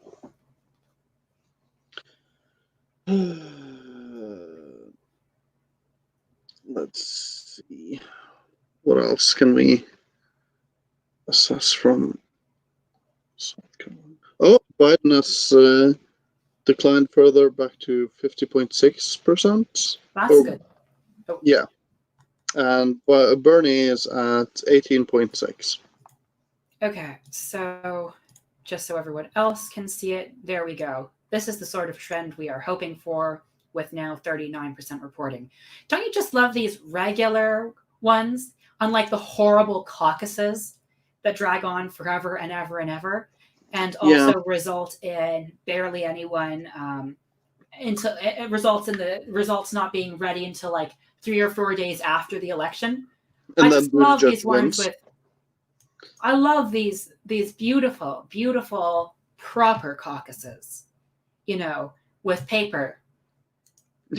Even if it's not giving me the result I would have hoped for, it's at least giving me a result, unlike the caucus, which only seems to be able to deliver pain and corruption from Shadow Inc. Yeah. I still can't get over the fact that they legitimately called it Shadow Inc. It's like they could have called themselves the Umbrella Corporation, and I would have found it less intimidating. Yeah. I know. Like, they weren't even trying. They're like, okay, we're a shadowy corporation. What should we call ourselves? Oh, I know. Shadow Incorporated. Oh, God. But how can Pete primary? I'm thinking about switching my name on Twitter just for the primary to Pete Resistance. But I mean, rat resistance already works. Everyone knows who the rat is. Indeed. Do you remember that post on Twitter where it's like calling Pete a rat is anti-Semitic, even though he isn't Jewish, because Jewish people have been called rats? Yes. Why did that exist? I'm not sure. Okay, so let's hear what Elizabeth Warren have to say. This is apparently a pretty bad take. Oh, did I share the audio? You did not share the audio. I know, it just always happens. I mean, we knew that she'd do this. We knew that she'd do this. Yeah. Okay. Now I should share the audio. We want to gain as many delegates to the convention as we can, from California to right here in Texas. Wait, what? About winning delegates and staying until a contested convention. Oh, the Humanist Report really hates her. Like here is Warren's strategy here. She knows that any of the centrist delegates would be untenable to the Bernie supporters, but she also knows that the centrists may be willing to nominate her as the compromised candidate. So her strategy is gain enough delegates as I can, maybe come in fourth, and then when Bernie Sanders is beaten at the convention and the super delegates start to come out to play, convince everyone, hey, we don't want the progressives to leave completely from the party. I would be a good compromise candidate. And I'm not going to vote for any of the centrists that run. I'll vote for Bernie, and then you'll definitely be screwed.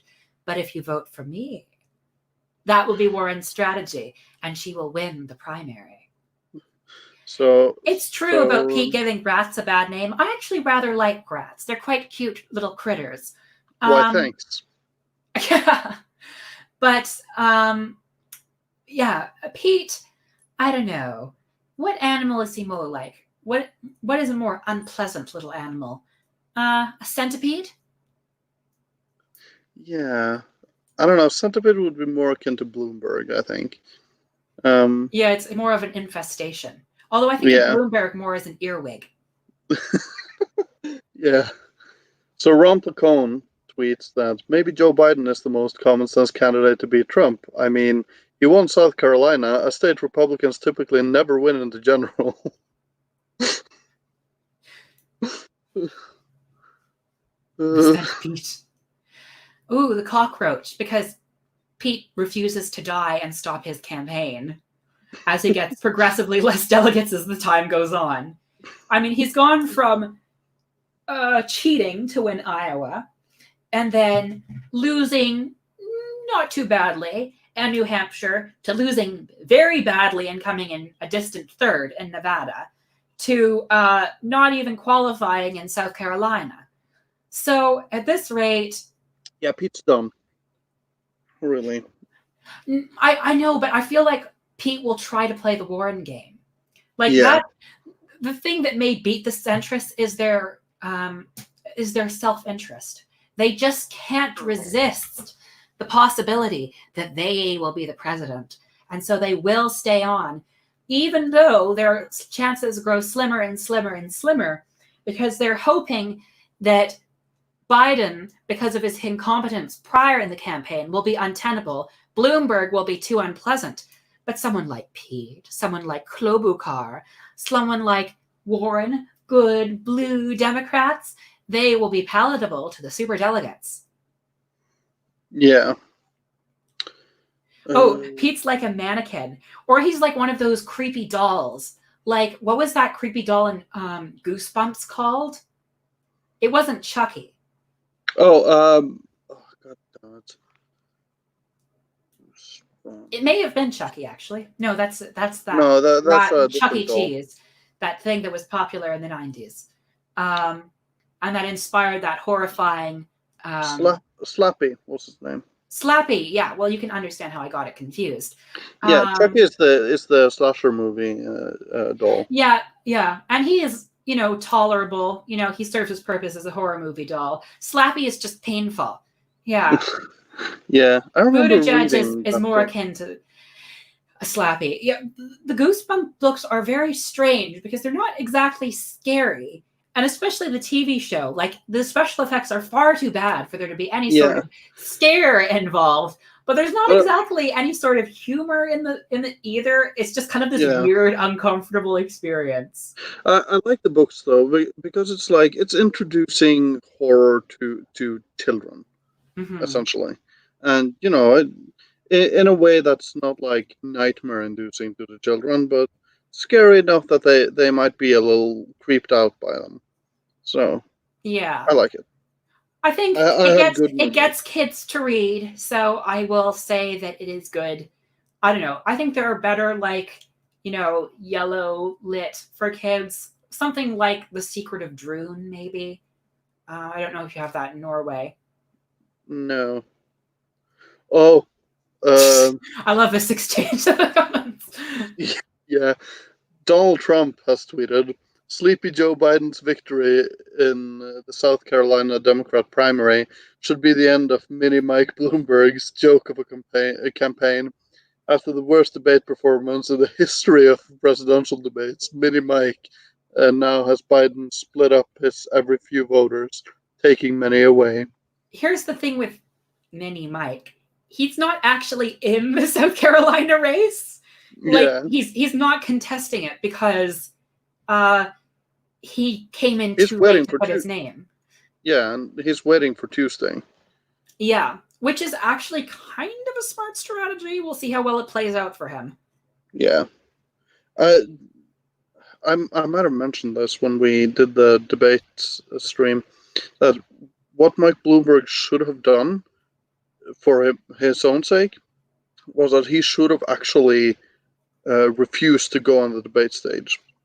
Yeah, like, oh no, ethically, I appreciate the offer, Democratic Convention, but I'm just so moral that I won't go on the debate stage. Yeah, and then he could just keep on, flooding the airwaves, and cringe tweets on Twitter. Yeah, and because the thing is, when he is on the debate stage, all the other candidates now have a punching bag, and he is not a good debater. And however, he has an insurmountable amount of money, so he could pour in as much as he humanly wants into the campaign. So he could have actually, I think his rise stopped because people saw him speak at the debates. Yeah, I really do think his catastrophic debate performance has not only halted his rise, actually reversed it. All that money, all those millions down the drain, just because his ego couldn't resist standing on the debate stage and getting a chance to speak. Anyway, let's go back and look at the pain of South Carolina. Stayed mainly the same, except Bernie is at almost at 19% now. Yeah, mainly the same, maybe a few gains from Moore. Delaney coming up in a strong, let's see, 1, 2, 3, 4, 5, 6, 7, 8, 9, 10, 11. Strong 11th. Well, that is the first place of the ones after 10. Yes, exactly. So maybe that's his strategy. Jesus had 12 disciples, but one of them was Judas. So subtract Judas, and you get 11. 11 is the number of John Delaney.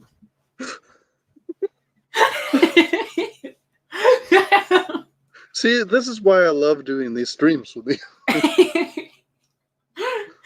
Teglin writes, South Carolina is an establishment Democrat stronghold, but South Carolina has 54 Democrats to the DNC compared to California's 415. Also, no, Bloomberg split the vote for Biden. I really think it's a shame that California doesn't have 420 delegates. Yeah, they should have. Just be too perfect. Let's see. Bloomberg, here's the thing with, it's true. Bloomberg will be there to split the vote for Biden in every other state but South Carolina.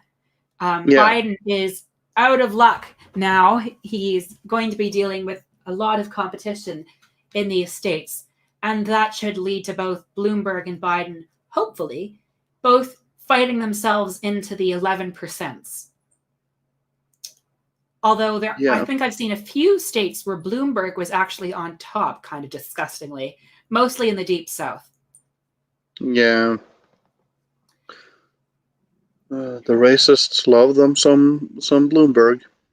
Yeah, it's kind of weird. He's about 19% of Black people who support him. And I honestly think it's Black people who have watched his ads, like his anti-Trump stuff, but haven't seen the debates. And I don't blame them for not watching the debates. They're a clusterfuck. Why should they have to sit through that? But at the same time, the importance of watching the debates is so you see candidates like Bloomberg who are blatant racists, despite their progressive branding. The attraction for Bloomberg right now is, the airwave flooding, the ads, the sort of persona he's built for himself. And he honestly, Bloomberg probably could have bought himself the election had he resisted the temptation of the debate stage. Yeah. And, you know, God damn it. I lost my train of thought. It wasn't even a train at this point. Let's see, Bloomberg. Yeah, that's the thing about Bloomberg, and I'll give him this. He's at least genuine. He's at least open about being a blatant racist. I don't know how genuine he is. Like, remember that kind of weak attempt? He's like, oh, I won't release the non-disclosure agreements. I'll release 3 women from them. And he's like, well, I, there was stop and frisk, but it didn't work how we wanted it to. And then I said, and then I put a stop to it, even though it was a court that ordered him to stop to it. I have to disagree there. I feel like Bloomberg is fairly dishonest. He's just less smarmy than Pete. Like, everyone looks honest next to the slime ball that is Pete Buttigieg. He oozes disrepute. Oh, you found a little bit from Twitter? Yeah. This video was doctored and isn't real. I'm hallucinating it. I'm not sure what this is. We'll find Oh, yeah. It's Stair. Yes. He's so happy he got to above 10%. Look at all these white people dancing. How much did they pay the black backup singers to do this with them? Let's see. I'm gonna make a joke. 11.7. When you hit 11.7% in the election.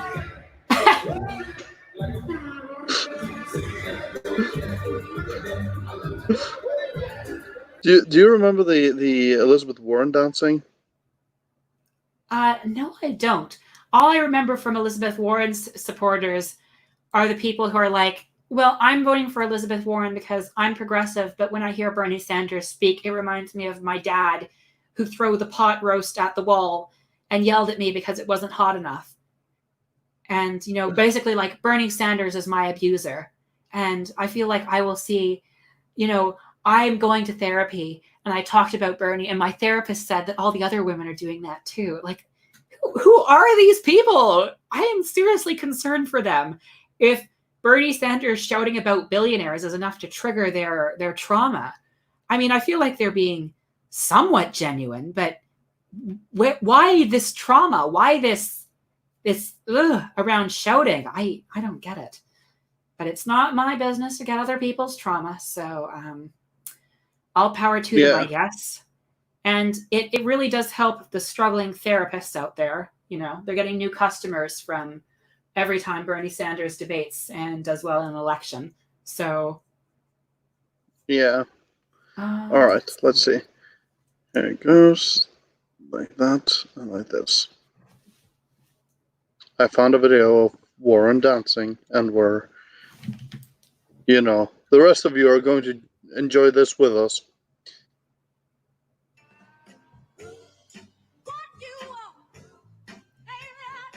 Oh.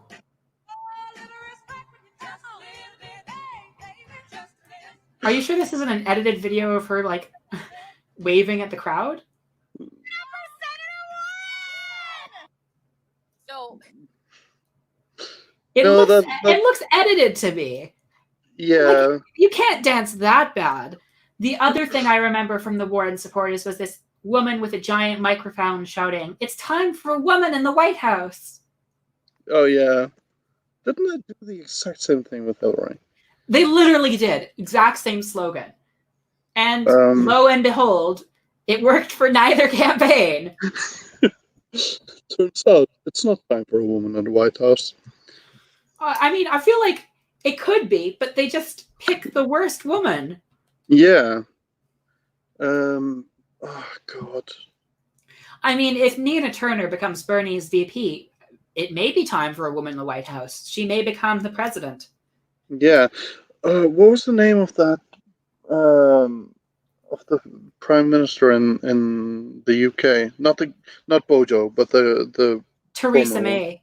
Theresa May. There you go, Theresa. Yeah, she did a little cringy dance as she came on. Oh, we're gonna have some fun with this. Because what is life if not just a segment of fun? The Carnival of Pain.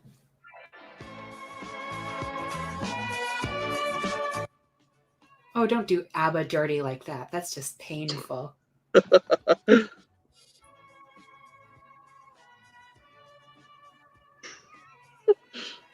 Oh.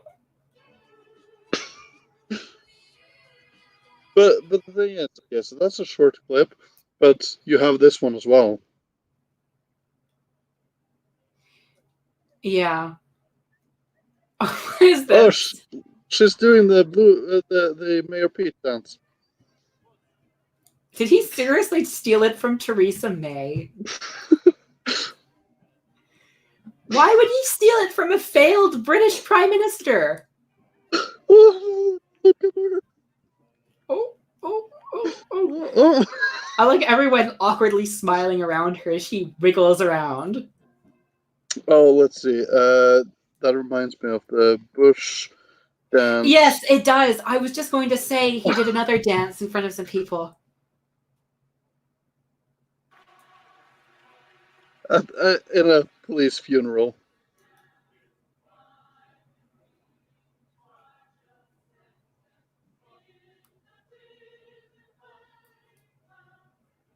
Oh, look at him. Such a happy little war criminal. Look at him rotate back and forth on his two feet. Can he not sit still?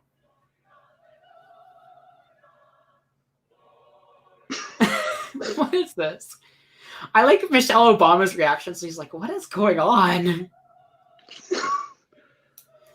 But no, there's actually another thing where he dances almost as badly as Theresa May in Africa. Seriously? Yes. I need to see this. Search George Bush dance Africa. Oh, Africa. This one? Yes. Yes, it must be this one. There's no sound. Oh. Well, that's because you have it all the way down low. Let's just keep it there.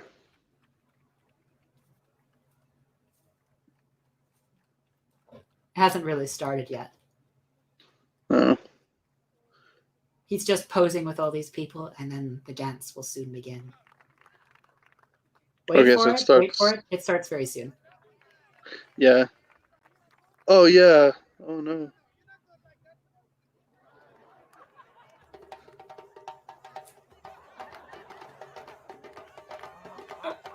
Oh, no.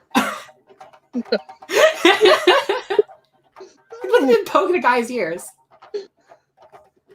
And steal his drum.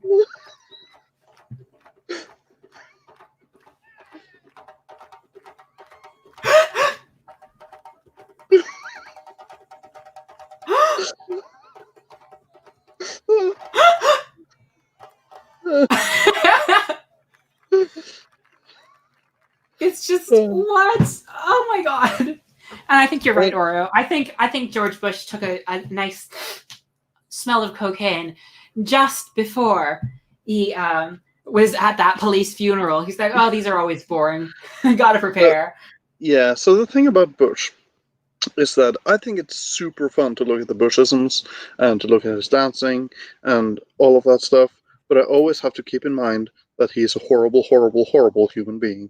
Oh, yeah, definitely. Like, George W. Bush, the thing that makes him more dangerous than Donald Trump is, first of all, the Republican Party likes him more.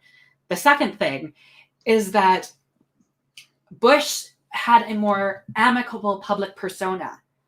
Yeah. Trump is very unpleasant. Always. He can't help it. Bush has a bit more... he is more personable. And he is more... charming and that sort of thing, and he seems so harmless in his public appearances, but what he's actually done, what his foreign policy has actually done to the world, and what his policies in America have done to the nation is more damaging than probably any president since John Andrews or James Buchanan. Yeah. Oh. Anyway, time to take another peek at South Carolina. So 50% reporting, Biden's at 50%, 57% reporting, Bernie's at 19%, Steyer's 11.7%, Buttigieg at 7.7%, Warren's at 6.6%. Klobuchar, come on! Where's the Klobmentum? The Klobmentum is totally gone. She has paled. No! But she won't get to tell the joke to Donald Trump at the debate stage.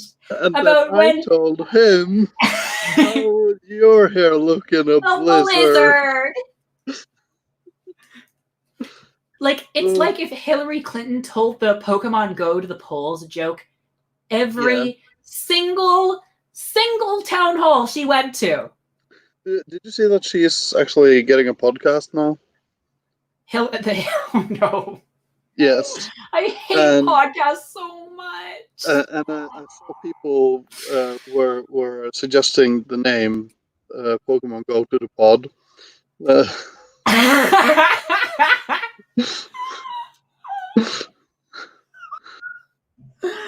Dead. She should make Donald Trump eat his salad with her hairbrush. Yes. She should treat him like an intern. Okay, so you know the moment that the when people realized that the audience was probably packed with Bloomberg people in the Democratic debate. So the South Carolina debates have actually kind of a reputation for being terrible.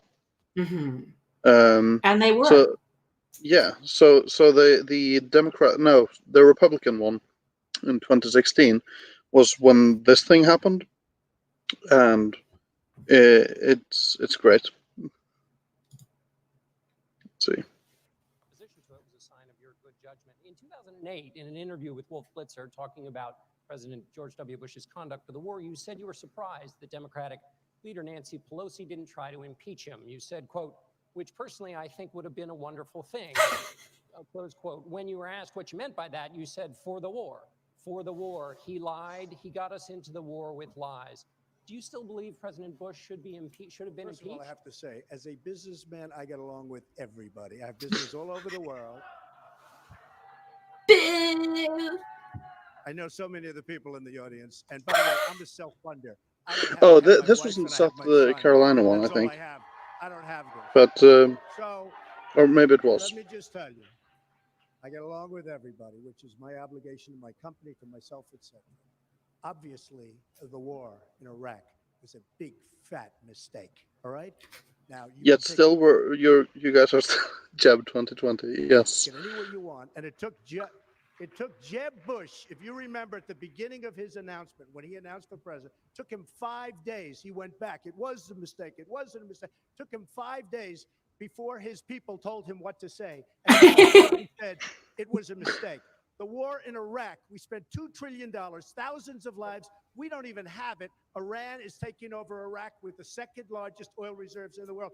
Obviously, it was a mistake. So George Bush made a mistake. We can make mistakes, but that one was a beauty. We should have never been in Iraq. We have destabilized the Middle East. But so you still think he should be impeached? I think it's my turn, isn't it? You do whatever you want. I think it's my turn. I want to tell you, they lied. Okay. They said there were weapons of mass destruction. There were none, and they knew there were none. There were no weapons. See, this is why he got elected. Yeah. Here's the clever thing about Donald Trump. He knows which anti-establishment points to push to broaden his appeal. Fundamentally, his politics are not too different from George W. Bush, except that he's more unpleasant personally, and he does less bother with, grand military invasions abroad, because his foreign policy is too confused to manage to pull them off. Because he constantly waffles between America shouldn't be involved in the world And actually, yes, we need neocons in office, and they should be. So he can't make up his mind. But on the campaign trail, he was very convincingly populist to people who didn't look deeper. Yeah. Let's see.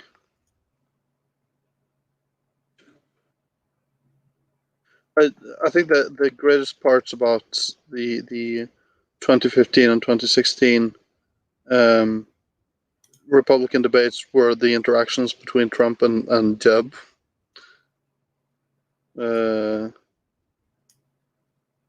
Trying to find like one of the. Oh well.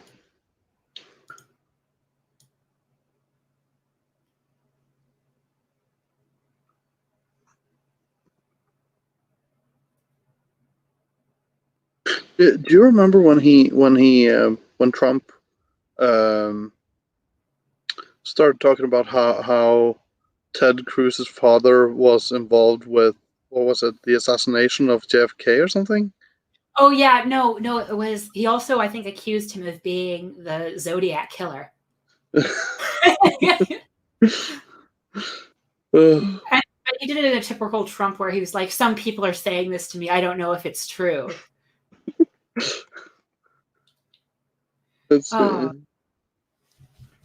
Ted Cruz, father. Yeah, it's the JFK assassination. Let's see. Man, 2016 had so many golden moments. Mm-hmm. Quickly check nothing's really changed in South Carolina right now.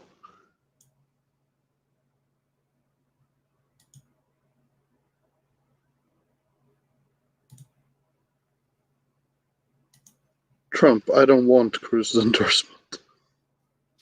His father. I don't know his father. I met him once. I think he's a lovely guy. All I did is point out the fact that on the cover of the National Enquirer, there was a picture of him and crazy Lee Harvey Oswald having breakfast. Never denied that it was his father. Instead, he said, Donald Trump. I had nothing to do with it. This was a magazine that, frankly, in many respects, should be very respected. They got OJ, they got Edwards, they got this. I mean, if that was the New York Times, they would have gotten Pulitzer Prizes for their reporting. Said, why didn't the National Enquirer get the Pulitzer Prize for Edwards and O.J. Simpson and all of these? What? But anyway, so they have a picture, an old picture, having breakfast with. I like Pence's like concerned expression in the background. Yeah. And here's how the press takes that story. So this had nothing to do with me, except I might have pointed it out. Which has nothing to do with me. I have no control over anything. I might have pointed it out. But they never denied. Did anybody ever deny that it was the father? They're not saying, oh, that wasn't really my father. It's a little hard to do because it looks like him. So here's the story. The press takes that and they say, Donald Trump and his conspiracy theories, he went out and said his father was with Lee Harvey Oswald and he assassinated the president. What do I do? What is that? But that's the thing about Trump. He knows what buttons to push. With the oh, what is it? I just saw that someone else is streaming right now. What is it? What creature is streaming? Mad Dodge is streaming right now. Oh, okay. Yeah. Too bad. That means that we won't get them in our audience. I know we won't get more pleasant conversation with Ogre. Well, Ogre is notoriously disliked over there. So. Well, he did kind of apologize. He was like, "I want to be friends with you" or something, and I said, okay. "Yeah, but Mad Dodge is." I have no interest in holding grudges. It feels pointless. I don't really have anything against the guy. Oh. He was kind of weird in stream once, And if he wants to not be weird in stream, then that's cool with me too. Yeah, he's. I've spoken to him a couple times, and he's nice enough. But okay. he does have this kind of pointed crassness to him, and he is very opinionated, and usually on the wrong side of things. So how is South Carolina doing? About the same. Oh. Well, okay. I'll show you the results if you want. Yeah, sure. So there has been declines by pretty much everyone who is in the top slot. Biden has declined from 50.6 to 49.8. Bernie has declined from 19 to 18.9. Steyer has declined from 11.7 to 11.5. The only people who are gaining are Warren and Buttigieg. Huh. Buttigieg. Well, at least he's not a threat in this one. Mm-hmm. It's like, yeah, he can gain quite a lot more before he starts to becoming dangerous in this. Buttigieg taking an unsubtle shot at Biden. Democrats win when we offer a new vision, a new generation of leadership. Okay. So Buttigieg is being pretty transparent here. He's thinking, okay, Bernie Sanders is out now. Now the gloves are off. The person I have to pick fights with is Biden. I've been picking fights with Bernie when he was in the lead. I've been picking fights with Warren when she was in the lead. If I want to get into the lead, finally, the lead that I deserve, I'm going to have to pick fights with Biden. And so you can expect in the next few days for Buttigieg to go hard against Uncle Joe because he's filled with rage that he is not getting any delegates in South Carolina. Yeah, so let's do some speculating. How much do we think that Bernie is going to win Vermont with this time around? Let's put it this way. I feel like Vermont will give Bernie a similar lead that Biden is getting now in South Carolina. Yeah. Yeah, that's what I assume as well. Anything else would be heartbreaking, really. Yeah, I feel like Joe Biden's home state may be, I think it was Connecticut? Delaware. But I feel like the state that has always supported him throughout any of the polls I've looked at was South Carolina. So, I mean, I don't really know why we're so surprised that he's getting about as many votes as Bernie got in South Carolina. Like, this was never really fertile ground. Yeah. We just have to hope that Bernie Sanders can beat the 20% mark because that would be, decent and convincing. And expect the wine moms to be celebrating on Twitter for a bit, but it will only make them too overconfident to vote on Super Tuesday. Yeah. Let's see. Biden is now at 50 blank. Oh, okay. So he increased a bit again, I guess? Yeah, I guess so. Bernie Sanders went down a bit. Steyer went up a bit. Buttigieg went down a bit. Warren went up a bit. So it's depressing to look at the actual numbers, seeing that Biden is more than 100,000 votes above Bernie. Yeah, it definitely is a very, very strong win for Biden. Yeah. It could revive his campaign. Bamberg County has 0% reporting, so that county is going to save Bernie this night.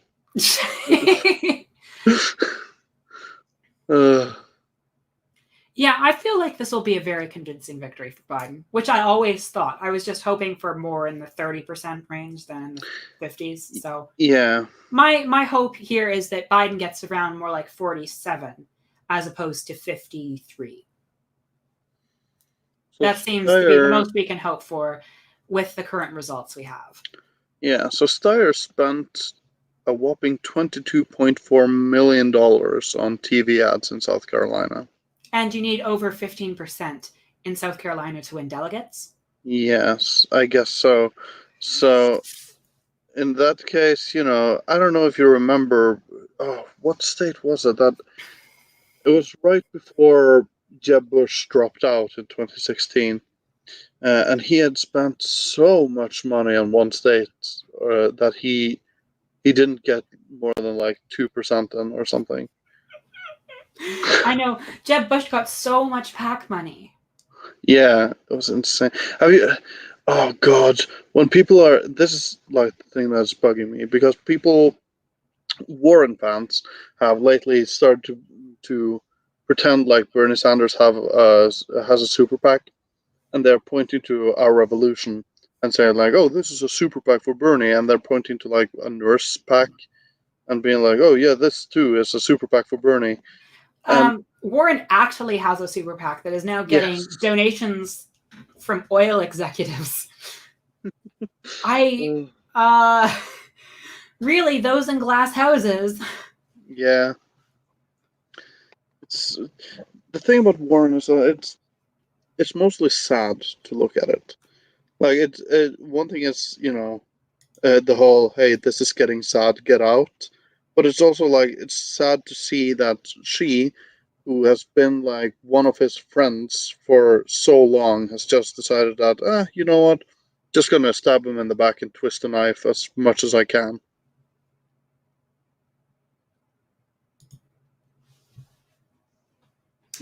I want Warren to, I don't know.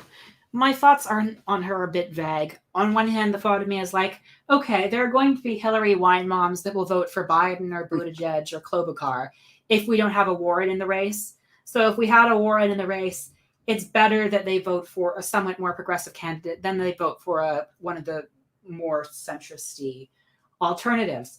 On the other hand, Warren is so transparently trying to win it at the convention. Yeah.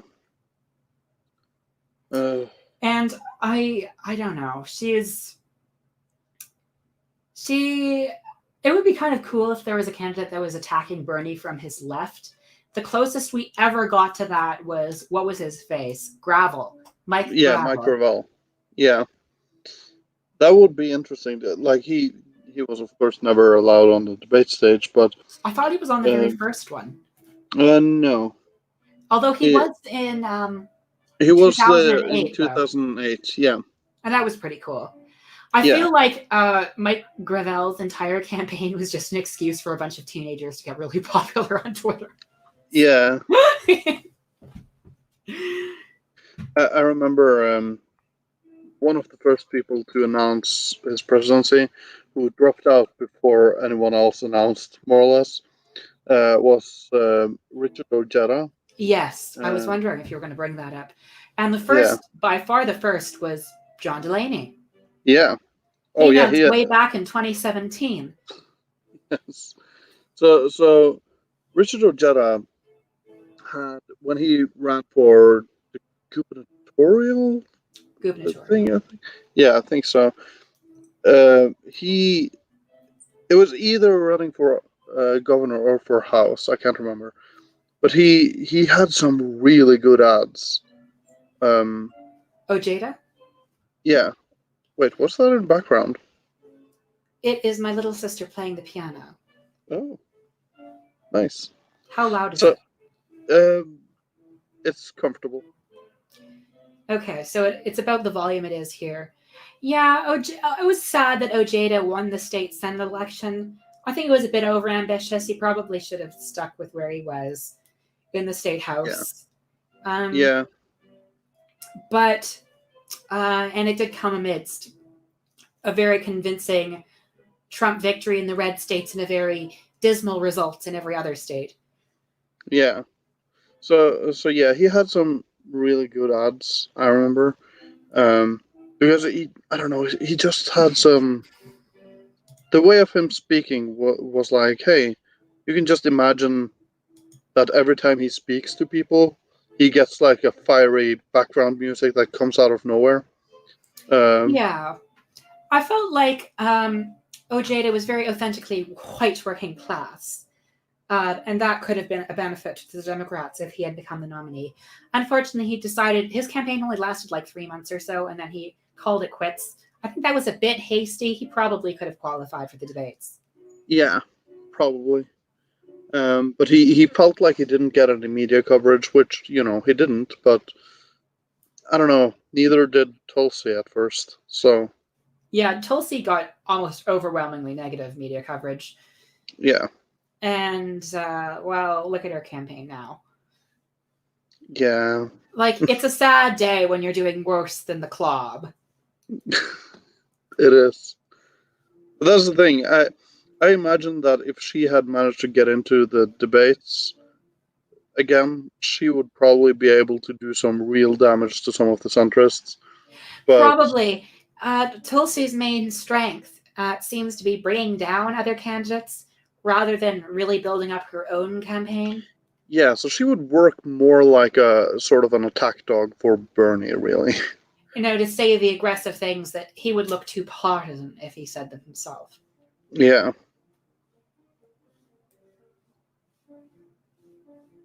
I enjoy this. What, you enjoy the piano music in the background or just the general ambiance? Both of the above. I can't remember which. I don't know which of my sisters is playing. Probably the littlest one. She has more talent. How am I allowed to ask on stream how old they are? I don't see why it would be uncomfortable.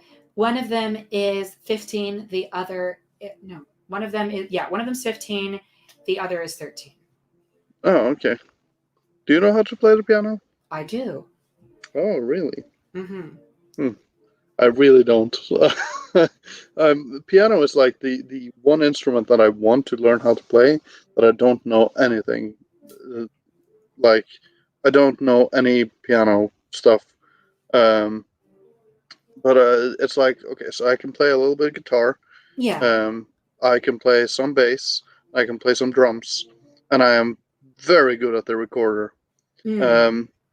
As every Norwegian child is, because the government has, for some reason, for years, insisted that the entire nation should be handed recorders in 4th grade. We have that in Canada too. They're like, okay, every other instrument is too expensive. Recorder, so. Yeah, and it always sounds horrible, and over and over and over again. Yeah, we always do the Albert Grigg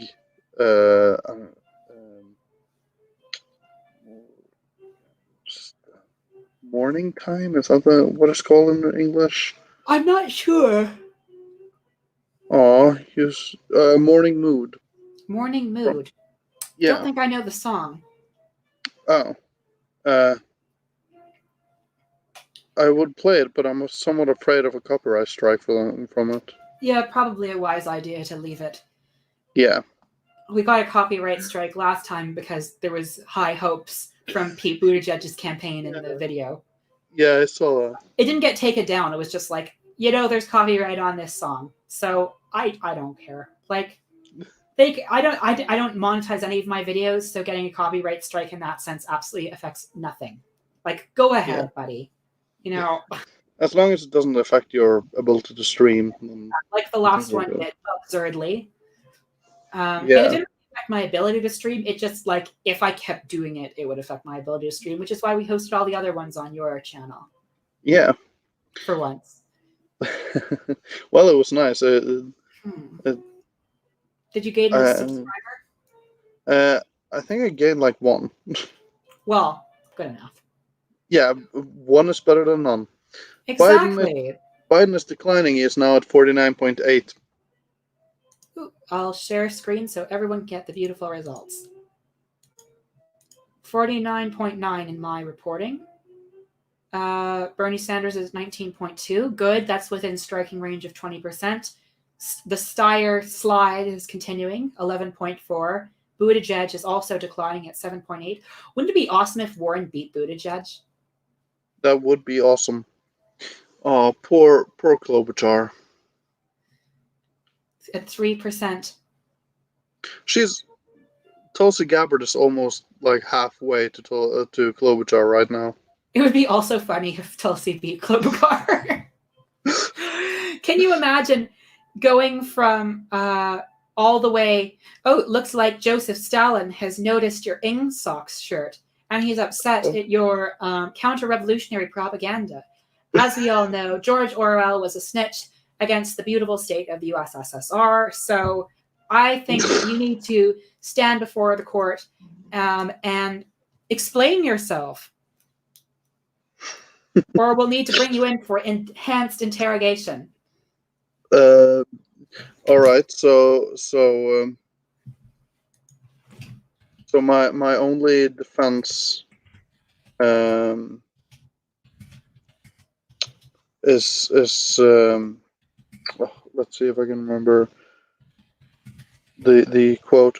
My only defense is going to be that war is peace, freedom is slavery, and ignorance is strength. Well, I don't know. Kind of sounds like our stuff, so I think we'll give you a pass. Let's see. So, some of my followers are clamoring for the club to cease. You can't stop the club momentum, you guys. It might look bad to be in 6th place, but you know who else came from 0% in the polls and then rose to run a nation? Hitler. Wait, oh, that came out bad. You know who else is polling poorly right now, but we all know that he's going to win the entire thing? John Delaney. John Delaney. John Homer Delaney. Our Lord and Savior. I'm happy that someone noticed my Ingsoc t-shirt or long sleeve. I didn't think it was visible enough for Neither people did to I, actually. really.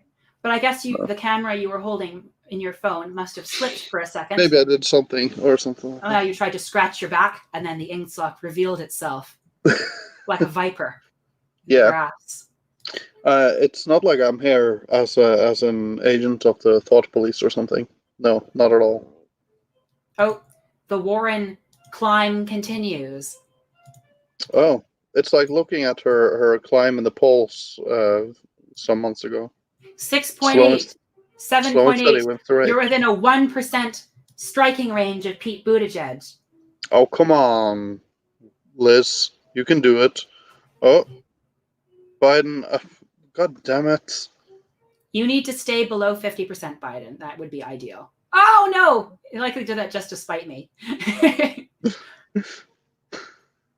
So Bernie Sanders, you need to get to 20%. Biden, you need to stay below 50%. Steyer, keep sliding. Buttigieg, keep sliding. Warren, just beat Biden. I mean, just beat Buttigieg. That's all you need to do. And then Warren, Klobuchar. Please don't beat Biden. It would be really funny if Tulsi beat Klobuchar, but Yeah, we know it's not going to happen, but it would be so funny. Tom Steyer is withdrawing from the race. No, is he? What? Steyer. I didn't talk about getting into this race to start talking about things to get votes. I was in this race to talk about things I care about. I said if I didn't see a path to winning, I would suspend my Sam Kane, and honestly, I don't see a path. Steyer sells $6 million worth of television ads booked through Super Tuesday. That'll all likely come down. Well, that's a shame. We needed more centrists to split the vote. Where does he?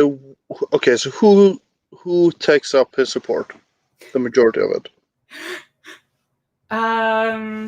Honestly, I feel like a lot of his rhetoric is quite progressive-y. Even if he is himself a billionaire tool. So some of it could go to Bernie, but I think some of it will also go to, I feel like his vote will scatter because Steyer is the most milquetoast, bland, boring and meaningless candidate. So I feel like his vote will kind of go in all directions. You could make an argument that it will go to Bloomberg because, hey, if you're going to back one billionaire, now you might as well back the other. Yeah. However,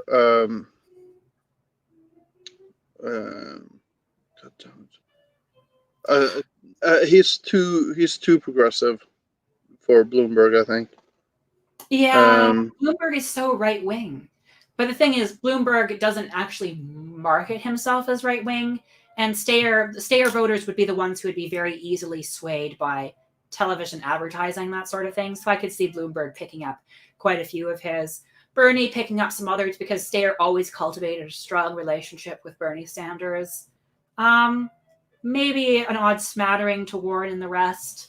Maybe some to Pete, because Pete also is very milquetoast. So it would be interesting to see where they go. I think Steyer is the one candidate where I legitimately do not know where his support will go. Like, it could go anywhere. Yeah. So maybe Martin O'Malley is going to throw his hat in the ring this time around. Do you even remember him? No. I'm going to be honest. No. Okay. So Martin O'Malley was like the also ran candidate of the 2016 Dem primary. Was he the one that was really right wing? No, he was actually quite. No, he was somewhat left leaning, but he was also a plastic human being. He once had an event planned where one person showed up. Now, to be fair to him, it was a snowstorm, so could have been worse. But it would be still, funny if nobody showed up. Yeah, he posted about it, being like, "This one person came to my," and I'm like, "Don't post about it. Just let it fade into the background. You just create negative press for your campaign." Yeah, it's same thing with Steyer. He had a similar situation this time around, where he was going to speak at a university, and 2 people showed up. Was there a snowstorm this time? No.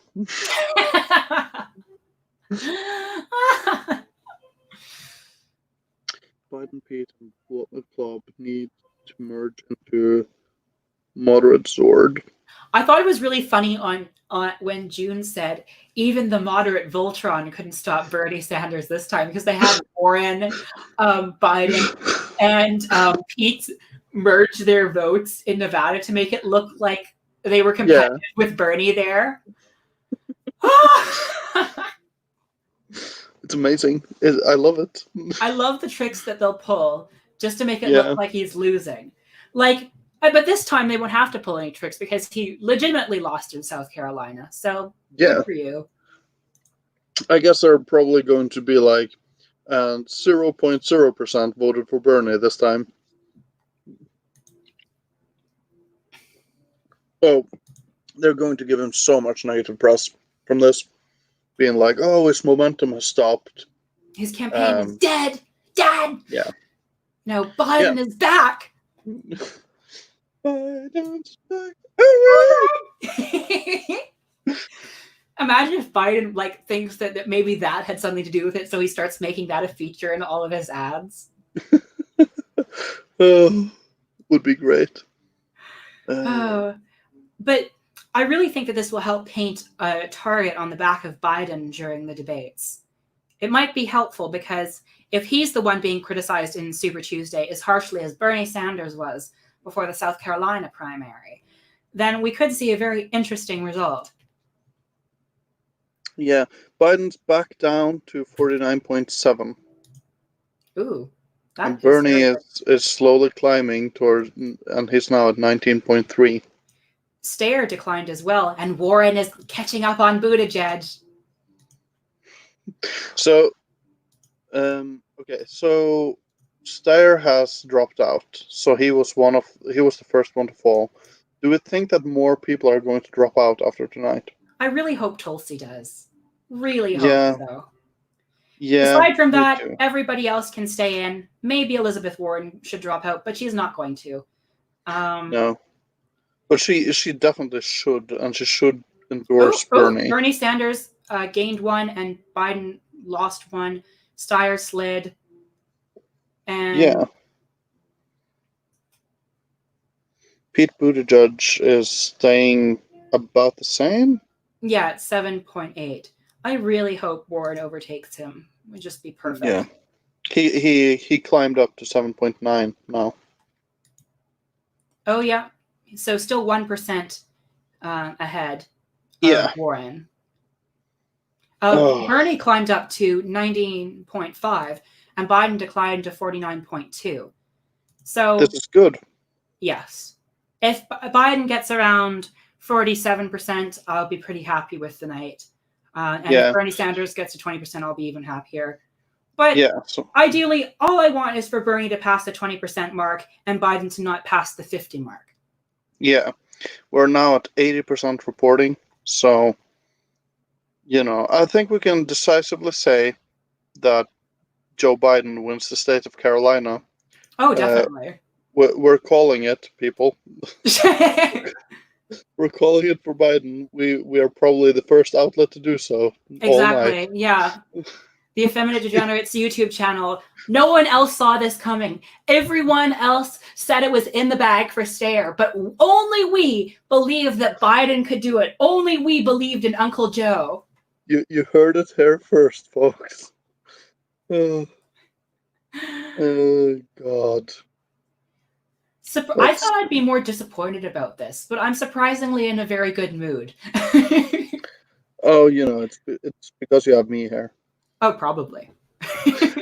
It's hard to be in a bad mood around you. I won't lie. Oh, it's me right here. It was the basis for a character in the Wire TV show. I haven't seen The Wire. I hear that it was very good, so I should check out The Wire. I did not know that Martin O'Malley inspired a character in The Wire. Very, very odd. Biden or bust or Trump.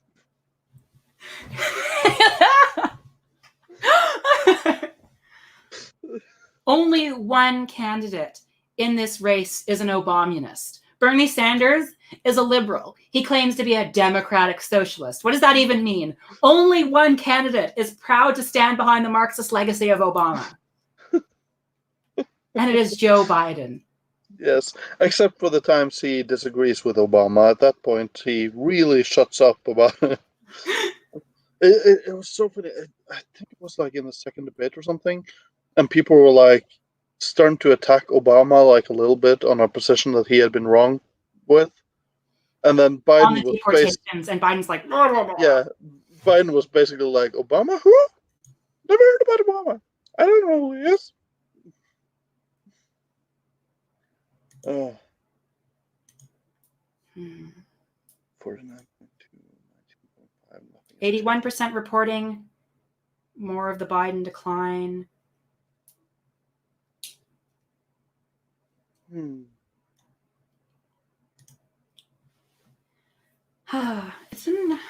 Yeah. I mean, obviously, like, this is not ideal, but I mean, it could have been worse.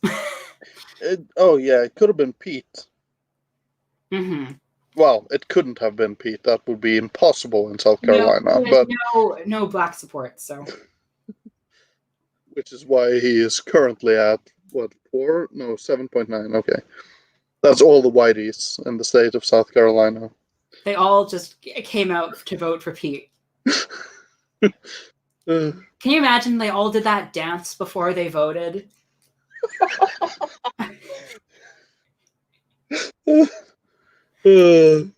And like High Hopes was blasting in the speaker in the gym before they decided to cast their ballots.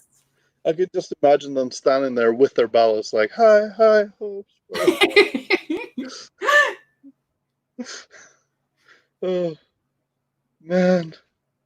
Okay, so the thing with Pete, and to some degree Warren, is that, and Warren has this a little bit because of the whole Native American thing, but it's like she's like the whitest woman on earth, and Pete is like the whitest man on earth. So I believe that some scientists came together and they were like, okay, so we're going to make the whitest woman and the whitest man ever in this test tubes. And they created Warren and Pete. To curse the Democratic primary. Yes. Like, here's the thing. I can understand why people wanted to vote for Warren back in September when it looked like Bernie was about to die. And Warren was like, I really do believe in Medicare for all and all this other stuff that Bernie says. And she has a really good legislative record. All right. Yeah. But now, in February, I don't see that anymore. I mean, Warren already had some really cringy stuff about her being like, "Oh, I'm capitalist to my bones." Like, and then the bit where she was like, "What was it?" Oh yeah, green the military. We need to green the military. Why don't you just cut your military spending by like 75%? You'll still be ahead of the rest of the world. Spend that money on infrastructure and healthcare, and you'll have saved so many lives.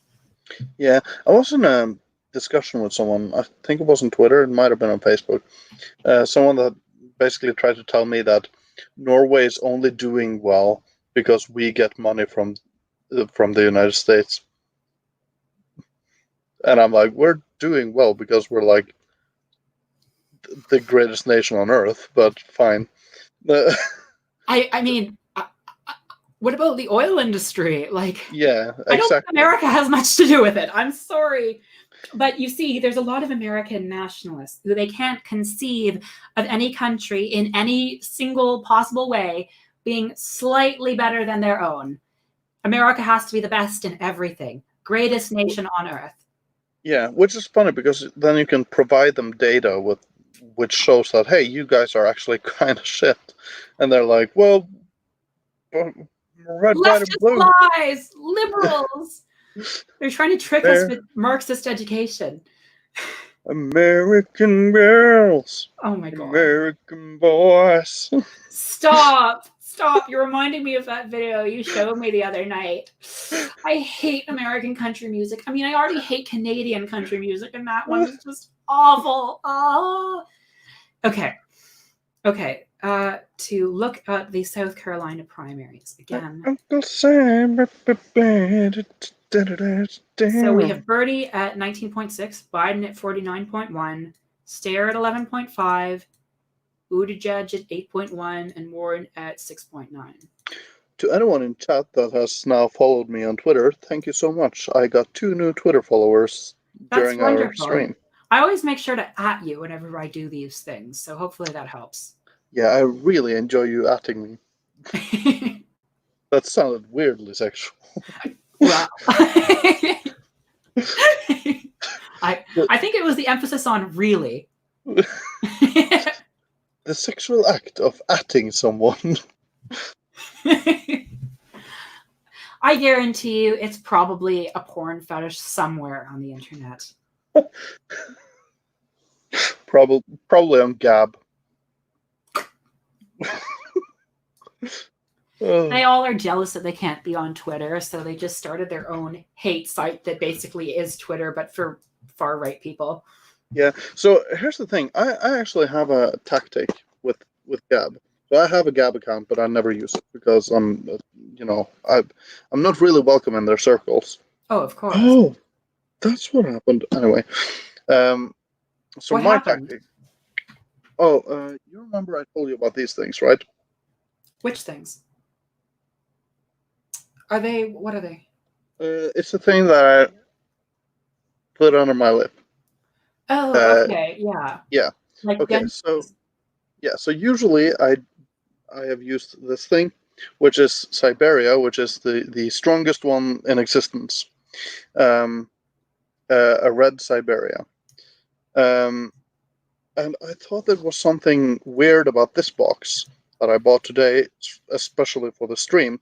Now, I want to point out to everyone, I'm not paid by these people. I just really enjoy their products. Oh my God! Stop! This is stop bringing product placement into my Marxist Minecraft server. On the other hand, it looks very dystopian. These boxes. It does. Yeah. It looks like, okay, if I wanted to ban like all flashy colors and symbols from advertising, that is what I would create. Which is what they did here in Norway. Really? With these and with cigarette packages. That's so interesting. So the difference here is these ones, my old box is called Siberia Red. And then you have this one, which is called Siberia Red Slim. And that is done the things in and of themselves are smaller than the normal ones. So that was my explanation of this whole thing. And now I just hope my mother never sees the stream because she doesn't know I do this. Advertise dentures on obscure YouTube channels? No. The thing is, I've actually quit. I just use them for like the streams. What do they do? They give me a nicotine. Oh, I see. Yeah. I thought they were dentures. Oh no. Not that old yet. No. It's like when people do the the chewing tobacco kind of thing. Oh yes, yeah, very yeah, it's common. like that, but it's like that, but you don't chew it, and it's not as disgusting. Okay, so there's some very encouraging results from the South Carolina that I want to share. Let's go for it. Bernie's up by 20 points. Bernie Sanders is almost at 20%. Biden is down 0.6%. Steyer has declined. Pete is doing a bit better. And Warren, I wish you could catch Pete at this point, but there's only 15% left. So you're really going to have to push it. Really going to have to push it if you want to catch Pete, Warren. In other news, fuck Joe Biden. No, thank you. I mean, he's so unpleasant and old and crusty. To be fair, though, he would probably put his hands around you. In about 90 minutes' time, I'd love to join the conversation for a bit. I don't have the energy for like a 5-hour stream tonight. Sorry, Charlie. But what we can do is invite you for our Super Tuesday stream. I'm sure Rat would love to have, And that's the other thing. I think fucking Joe Biden would be elder abuse. I think keeping Joe Biden in his campaign is elder abuse. So definitely. but yeah, so on Super Tuesday we could see if we can invite other people on for like segments of it. It's going to be a really interesting night, so I would love to have people on. Yeah, maybe we'll even get a centrist so we can all laugh at them. I could hear with I don't know. 40 ounce, the guy who debated. Yeah, but he's a libertarian, so yeah. I guess that's a different kind of cringe, you could say. Yeah. On the other hand, he is a very nice person. Oh yeah, definitely. I've always gotten along with him. So I feel bad making jokes at his expense. Do you want any asshole libertarians that we can all have fun ribbing? Well, I could ask Mad Dodge if he No, he'd be far too offensive. We can't have that. That's the thing. I have to edit. Maybe I just have to make YouTube videos criticizing these cringy right libertarians. Yeah. Oh no, Charlie won't be able to. He'll be working again on Super Tuesday, so he won't be able to join Jen. Charlie, I had no idea you were such a workaholic. No ethical consumption under capitalism, he said as he reached for his Red Bull. Stop with the product placement. There's been 2 already. I'm not paid to do this. I just really enjoy the product. Okay, if we're gonna go complete shill, hey guys, have you heard of a fun new multiplayer online game called World of Warcraft? No.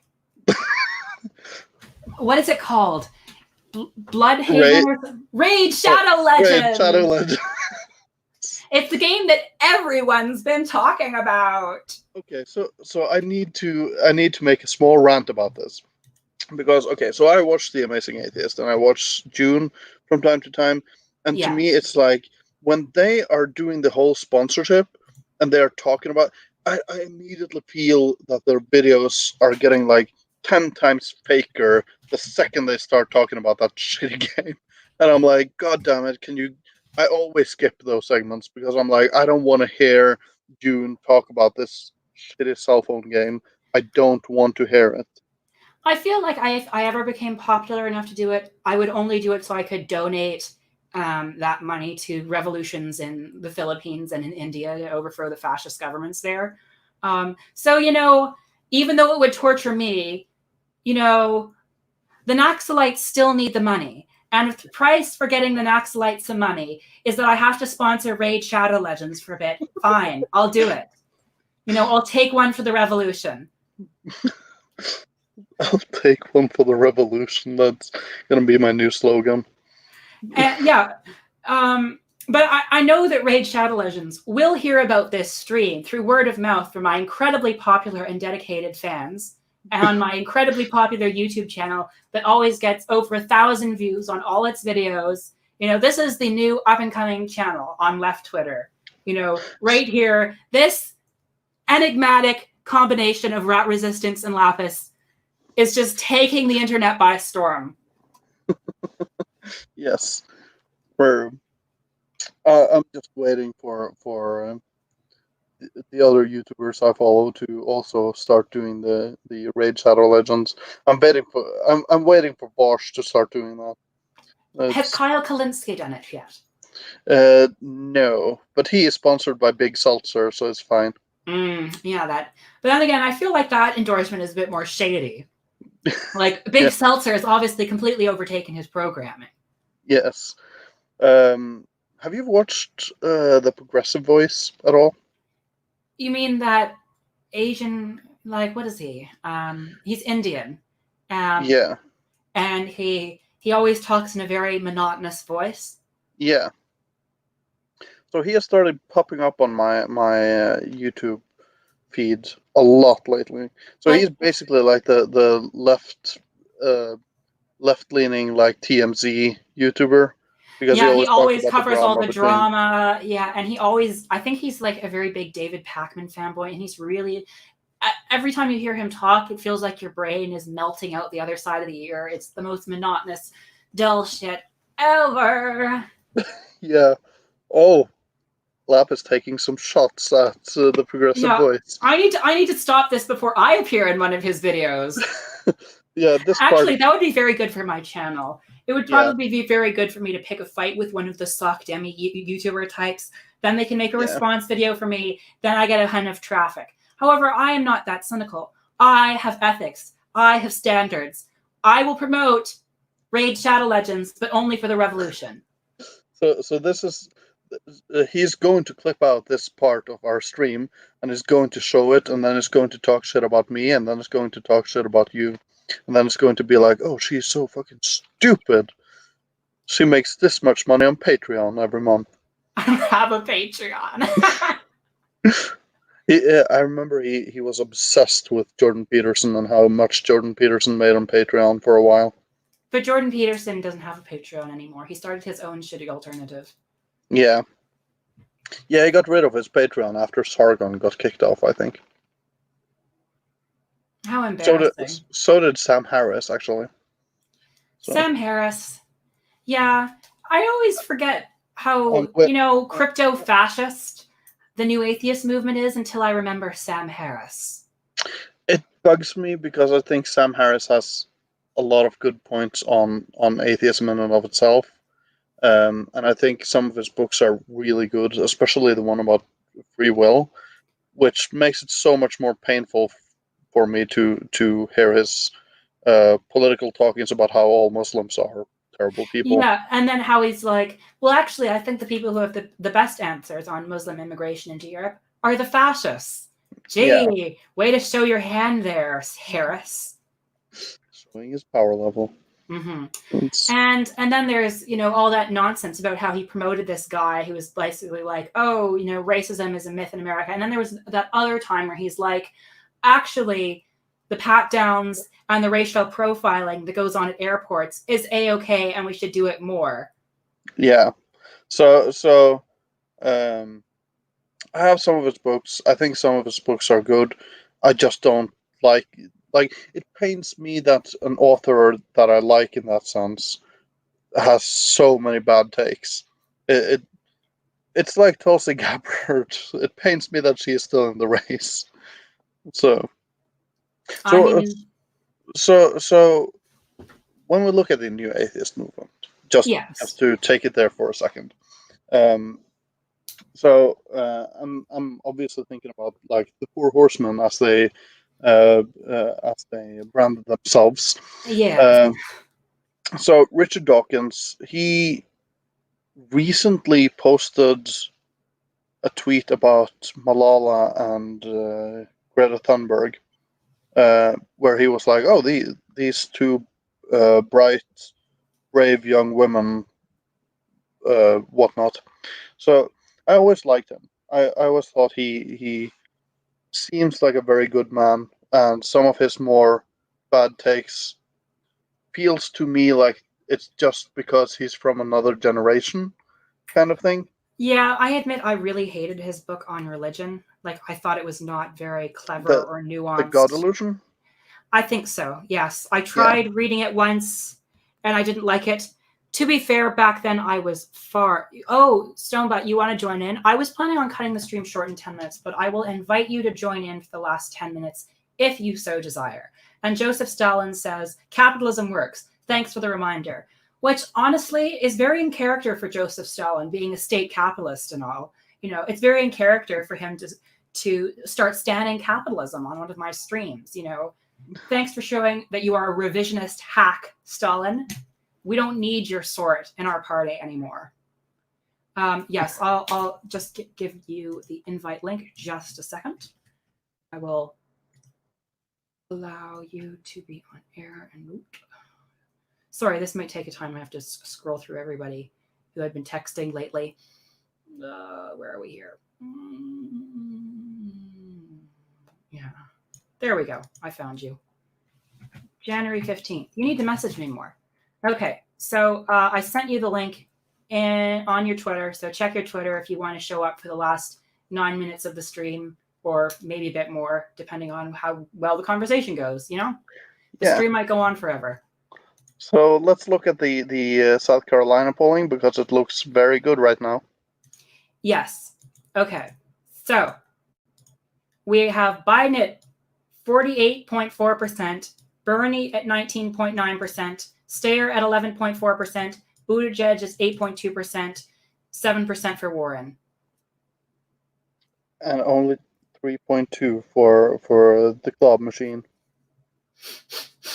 Just shed a tear for the club momentum. And then I tweeted back at him, "How would your..." Look in a blizzard. Oh. How do you pronounce that? Oh, you're on air. I've added you. You can unmute your microphone. Or do I have to unmute it for you? Oh, you guessed you have to choose to unmute your microphone. It's not my sorry about that. I forgot to hook up my headset in. Oh, that's okay. Yeah. How is your name pronounced? Colhoun? I don't know. It's actually pronounced similar to Calhoun, but it's like Cahoon or something like that. Oh, okay. It's probably really easy to say it wrong and actually say a racial slur. Okay, we're not having a repeat of your performance lid year where I had to end the stream before you could be racist. We're not doing that this time. All right. Okay? I can't help it. I can't speak English, and my name is that. Well, I don't blame you too much. Just for me to be able to prepare myself, are you here to call out all of my bad takes this evening? Not really. All right. No. Then I'll be good. So a little bit of a character introduction. Colhoun used to be. You can call me Cal or Callahan or Callahan, whatever. Calhoun. Okay, if you prefer Callahan, I can work with that. Yeah. So Callahan here. The first stream I did with him was when I was very new to S-Man's little circle. And yeah, we'll get into that later. Sorry. But what is are you cooking hot pockets in the background or something? No, my roommate's spamming me on my fucking phone. So are we saying at S-Man, or are we saying at the circle around S-Man? The circle around S-Man. So anyway, I met him through S-Man's streams. I agreed to have him on. back then, he and I were the only comparatively left-wing people in S-Man's little friend group. Still are. Yeah, so we kind of bonded over that. Although back then, Callahan had an unfortunate tendency of being racist towards Owen MacDonald. Yeah. Ooh. And just edgy and stupid in general.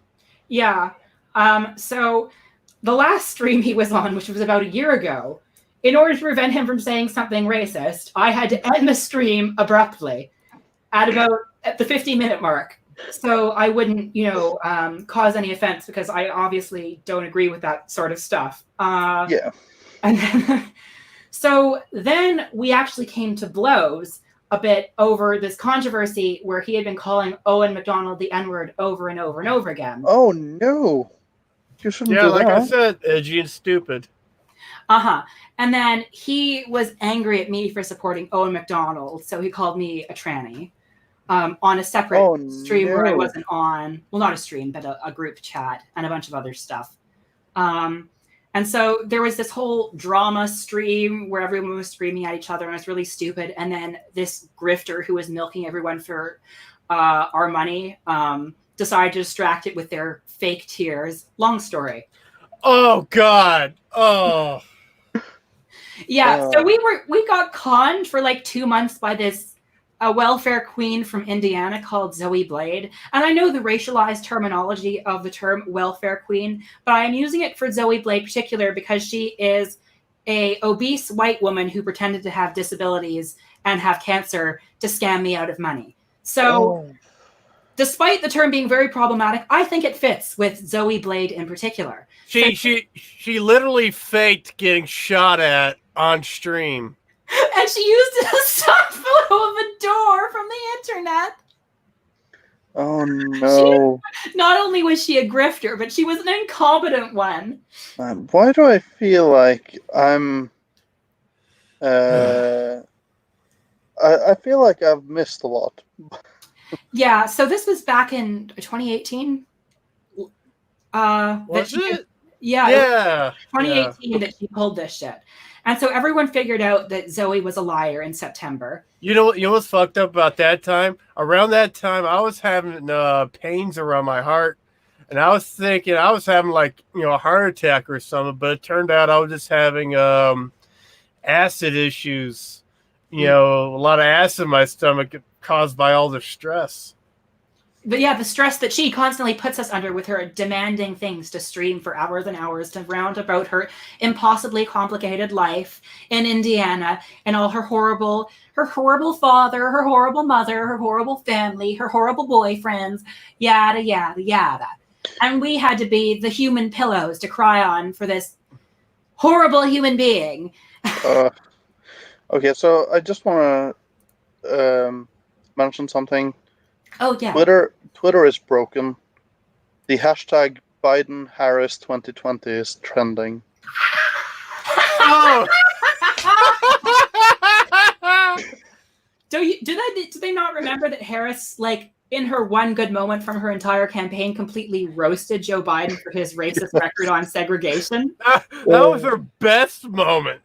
Exactly, in her entire campaign. And so to have her as the vice president, imagine the ads that Trump could run of Kamala Harris's own words against Joe Biden. Okay. You know what's funny? I still see that combo still faring better than any combo with Pete Buttigieg. Oh, yeah. Pete Buttigieg. Completely. He's Pete Bloomberg 2020. Are you trying to give me a heart attack? To be fair, they're both of the worst candidates, so they deserve each other. They're both fisting each other in the men's restroom. Oh, I doubt it. Remember, Bloomberg is too busy going after women. Oh, God. Yeah. And Buttigieg is too busy being a repressed straight. Is Buttigieg a top or a bottom? Repressed heterosexuality. I seriously think Buttigieg is an incel who married his husband for political reasons. But remember, knowing Buttigieg, that very well could be true. But remember, he would take the straight pill in a second if he had the ability to. I wish we had better queer representation in terms of our political candidates. Why does it have to be Buttigieg? Oh my God! I just realized something. Have you guys noticed that of all the candidates, Buttigieg has been the most likely to bring up God or the Bible or yes, he very much has. He very much has. He is running the most Christian or faux Christian in the American sense, where they just talk about the Bible and how much they love God bless Jesus and God bless America. Oh, I love you, Jesus. Of any candidate, any of them. And I wonder why that is. He's doing his absolute best to hide the fact that he's he's gay, and yeah, like to be fair, to be like charitable to Pete Buttigieg, he at least haven't made it like a huge idle part of his campaign that he is gay. Okay, this is going to sound a bit cringy, but I would honestly prefer it if he was gay and proud to having him be so assimilationist and so like faux Christian about everything. Because like I think he must be the first gay presidential candidate. And I do find liberal idpol to be extremely cringy, but at the same time, because the thing is, I don't want to see another break the glass ceiling moment. Oh yeah. Oh God. Okay. Yeah. Actually, that is kind of funny. Nobody tweeted about how Buttigieg was breaking the glass ceiling by winning in Iowa with the help of Shadow Inc. Yeah. Do you guys remember in 2016? I don't know if you guys ever heard about this, but so Hillary expected herself to win, of course. Of course. So what they had rented like a huge room where she was going to make her like victory speech and whatnot, and that had like a huge glass ceiling, and they were going to have projectors that projected like glass shattering, that so that they were like, yeah, we broke the glass ceiling. Maximum cringe. Oh, I hate it. I hate it. I hate it. Oh, the lean in feminism is just awful. So, okay, I get your point about Buttigieg. At least they're not trying to milk it for lean in representation, liberal feminism. But at the same time, could you please just mention it every now and then? Well, at least don't be so cynical about trying to mask it. Like, I feel like it was a bit of it in the beginning, but as he moved more to the center, I've noticed he's dropped that more and more. Yeah, that's the reason also why some of his supporters are like, wait, he's gay? Well, I'm not supporting him. And I'm like, well... Oh, like that woman from Iowa? Yes. She wanted to recast her vote because she found out after the fact that he's gay. Doesn't he know that that's against the Bible? Yeah, so he's very much like the Bible thumpers are not so happy about it, and so to court their vote, he needs to keep the gay stuff on the down low. Yeah, but I think it's so weird though, because he doesn't really like seem like a candidate that should be able to have any kind of appeal in the Democratic Party, because it's like, okay, so he doesn't. He has enough of an appeal to do well in New Hampshire and Iowa. Yeah. I think he has the support of college-educated white people. That's it. So that's the thing. Like, okay, so he's gay, so he loses the sort of more conservative people. He hates black people, so he loses the minority vote. He's super Christian, so he loses all the atheists. And I'm like, okay, so yeah, and so I'm like, at this point, what do you even have left? Because all of the super duper racist white males are in the Republican Party. Or voting for Bloomberg. Or voting for Bloomberg. Like, the thing is, a lot of people are voting for Buttigieg because they remembered how he initially campaigned. Now, he initially campaigned in support of Medicare for all, and although, yeah, he had a shitty record as mayor of South Bend and that couldn't go away, he at least wasn't, of the people who were campaigning in the election, he was far from the worst. This monstrosity that has recently emerged is a relatively new invention dating back to October, when he decided to pivot to the center to triangulate between Warren and the rest of the other candidates. Hey guys, you know all the good shit that you guys liked about me? Fuck that. Mm-hmm.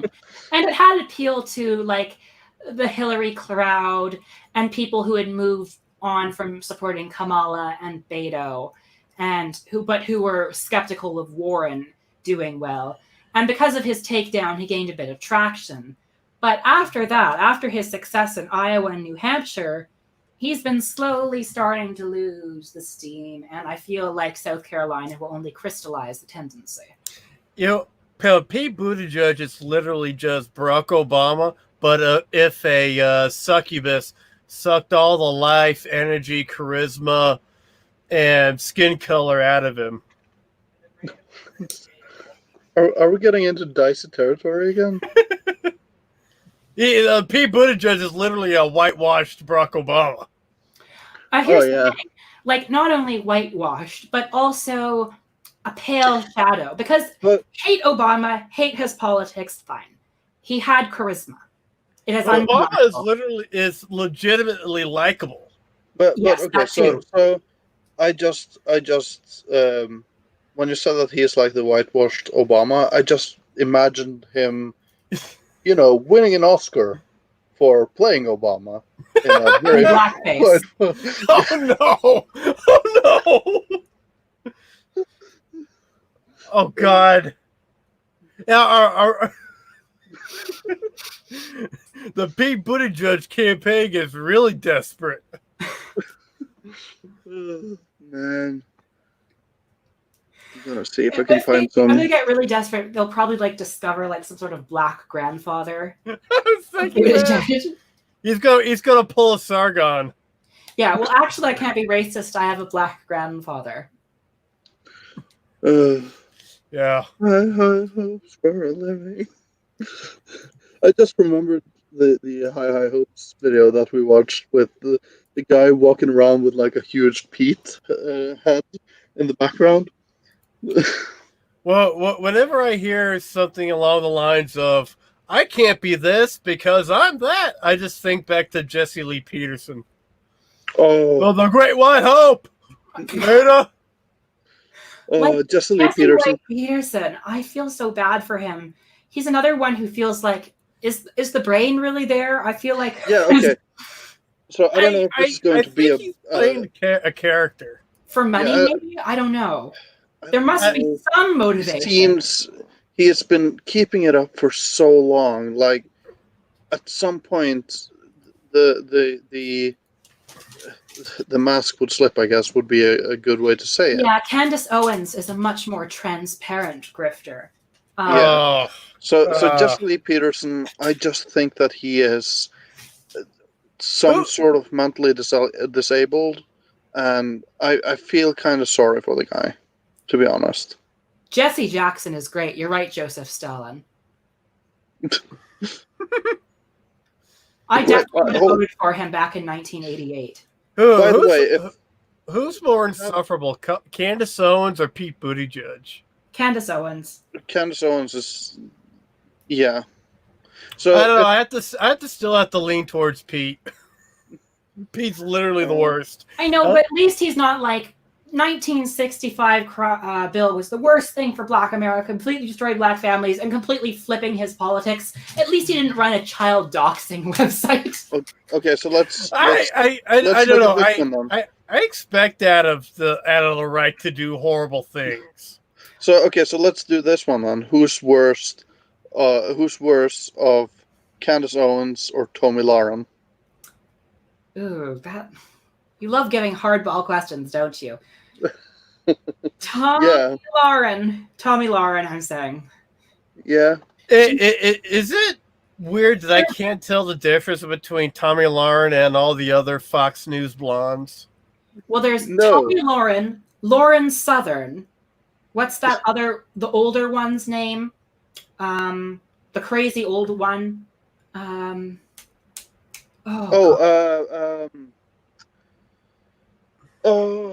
the second wave feminist woman? No, the one that didn't want to debate Cal Kalinske because he didn't have a best-selling book. Oh, Horseface. Ann Coulter. Yeah, that's her. There you go. Oh God. Like Sarah Jessica Parker. What? You said no. Horseface. Yeah. Ann Coulter looks like a horse face. But yeah, I can't tell the difference between those same generic stock characters, blonde haired, white skin. I think Ann Coulter was the one that women. Ann Coulter did like an analysis of the 2016 election night, where she was like, and if you look at this time, that was where Trump started to win, and this was actually where we started praying. So she credited it to God because they started praying around the same time as he started surmounting Hillary in the white Christian segment, like the right, like evangelical segment of Trump's base is so cringe. Yeah, I may make up most of it, but it's super like. But I think it's so cringe that they're like, "Oh, yeah, Trump is here by God, sent by God," and I'm like, he doesn't really seem all that in line with God the way you guys are trying to paint him all the time, though. So Starlight here is as eager to remind us that the candidate that we should be supporting is actually Jeb 2020. He may not have announced yet, but that's because he's conserving his power. His supporters are enthused, energized all across the nation from all walks of life. Only Jeb can unite the nation. The thing is, Jeb can obviously not announce yet because if he's going to come out of nowhere, he can't announce this early. Exactly. Hey, I just want to go back to South Carolina. So we saw Bernie Sanders almost at 20%. Biden not at 50, thank God. Steyer 11.4, Buttigieg in a distant fourth. Ron Paul 2020. Okay, so Ron Paul would not be the worst of the Republicans. His son would be worse, Rand Paul. Yeah, Rand is okay on some issues, but he is largely bad. I mean, when it comes to Republicans, Rand Paul's the shiniest of those turds. So here's the thing. Could you imagine in like 2008, Bernie Sanders versus Ron Paul? That would have actually been an interesting election. Yeah. Although Ron Paul ran in 2012. Oh, yeah. And they shafted him, and now they have Trump. They needed Romney. Oh. Yeah, but here's the thing. If you are going to get the magic underwear voters from Utah, then you need Romney. Yeah, but Utah's such a swing state. The Republicans never win it. And so having Mitt Romney's backing is just so valuable. The other hilarious thing about Mitt Romney is I feel like he's the most transparently elitist candidate that has ever run for a presidential election. Bloomberg. Okay, but Romney was actually in the presidential debates. He was actually nominated. Yeah. Bloomberg won't be nominated. I don't know. I got a really bad feeling that Bloomberg will try to run third party. He may. I feel like he'd just be spiteful enough to do it. He would. So how many children does Mitt Romney have? Doesn't he have like 10 of them? 40. Because I distinctly remember when he came out in 2012 to give his concession speech that he had like a fucking army with him. The Mormon army. Yes. These kids are just my first wife. They just came walking out on the stage being like, dum, dum, dum, dum, dum. to sing the song from the Book of Mormon. Yes. I've never actually watched that play. Oh, it's a shame. It's quite good. Yeah. Everyone has a plan.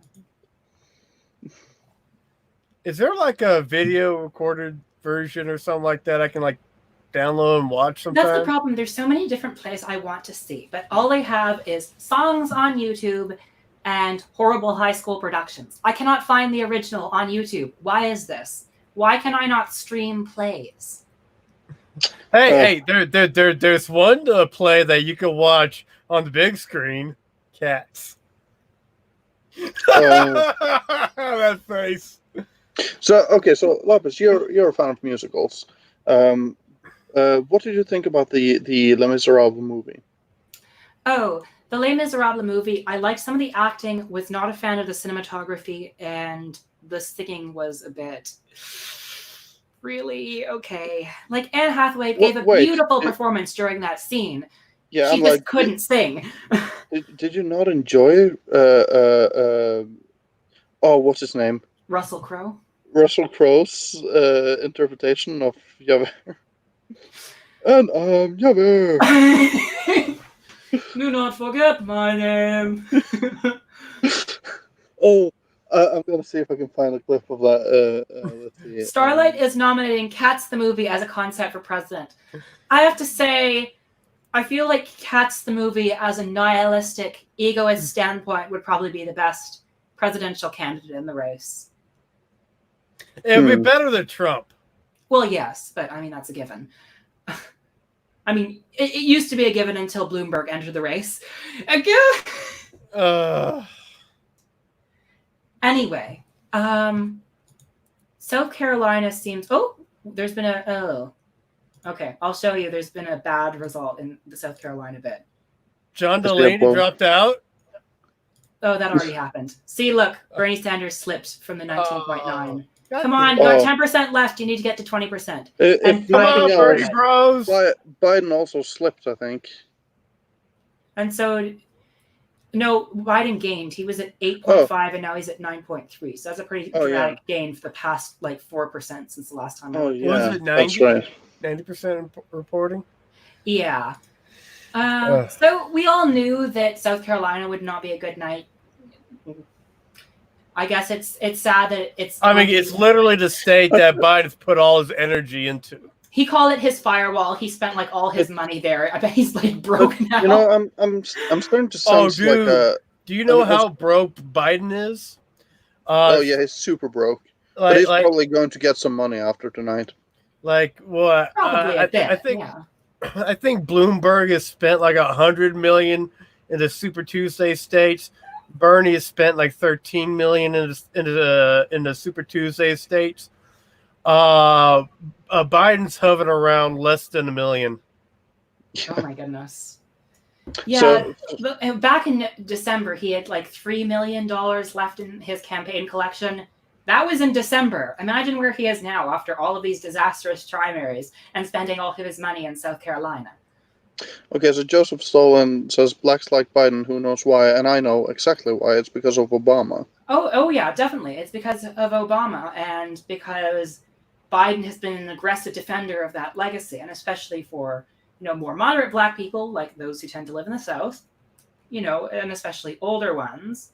Biden and Obama are both a nice tag team. Lucretia Lane says, it's a shame. I wish Biden would have never been able to win any state in all of his presidential runs. That is true. This is the first time he has ever won a state. Are you serious? Yes. In every single other run, he's failed a state. To be fair, his first run was pretty abortive. It lasted 3 months before all of his plagiarism came to light. Yeah. And now, in the one in 2008, obviously Hillary and Obama beat him the fuck out. But in 2020, I guess finally it's his lucky year, and he's finally managed to win a state. The state of South Carolina. Is really the charm.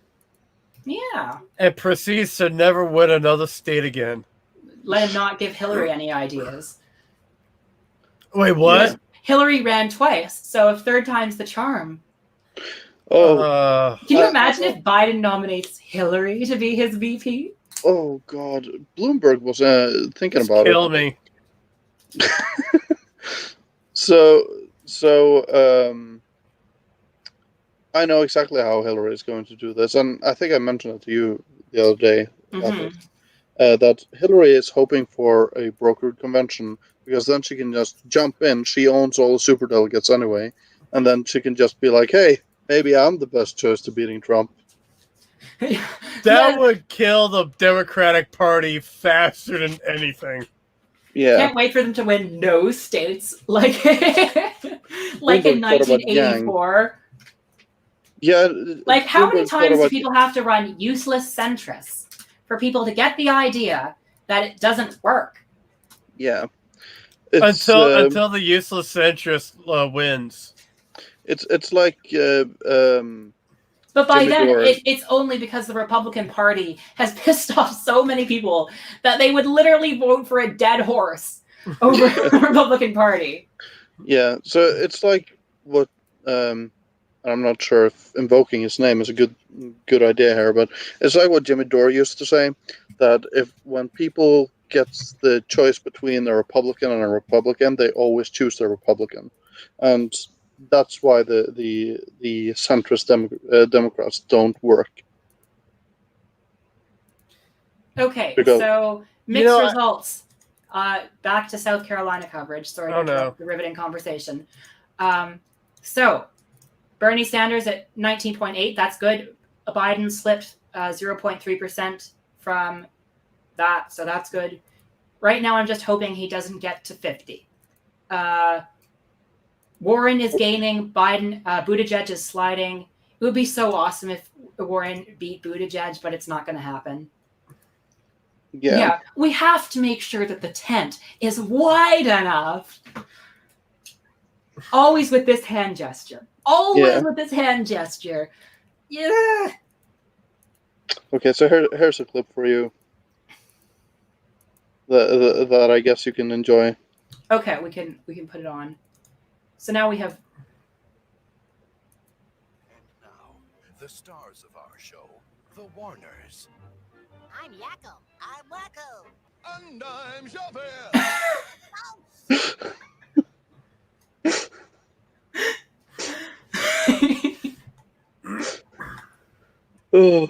Also, not saying anything about South Carolina closed like 52 polling locations today. How interesting. Was that before the primary? Well, the thing with South Carolina is that there was also a ton of early voting, so people voted for Biden before they could get buyer's remorse after Iowa. So, yeah. Every Biden's voters were like, wait, he's gay? I'm not voting for him. Yeah, queer. Oh. Wait, his wife is a teacher? I don't. No, his deceased wife is a teacher. Oh yeah, that's right. Oh god, it's so hard to keep track on who's alive and who's dead. Well, to be fair, he has ordered a lot of drone strikes. That's a bad one. Well, I'm just happy that I'm looking forward to the day when Trump gets his next wife, Ivanka. It's going to. Like if Melania divorces Trump, does she get half the White House? Oh man! Only if they're living in the state of California. She's probably divorced him already. They just haven't. All the Bloomberg 4chan stands leave him when they hear his trans rights statement or something. Yeah, the thing with Bloomberg, he is so insincere on trans rights because. Do you remember back in 2016 where he was like, the greatest, you'd have to be the greatest politician in the world to convince middle-aged people in the Midwest to convince them to let men wearing dresses into their daughters' locker rooms. Here's the thing. Mm-hmm.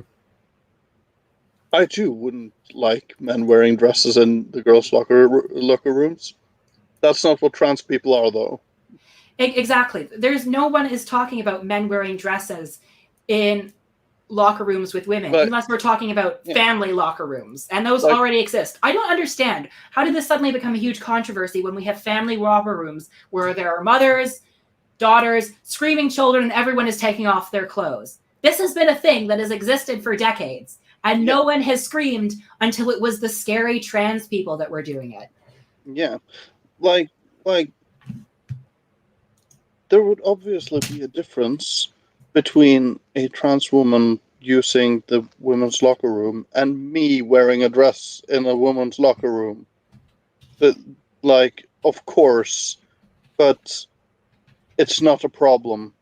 And if okay, so with the whole toilet thing, you don't want men in women's toilets. Okay, so if you are really afraid of that, here's the solution.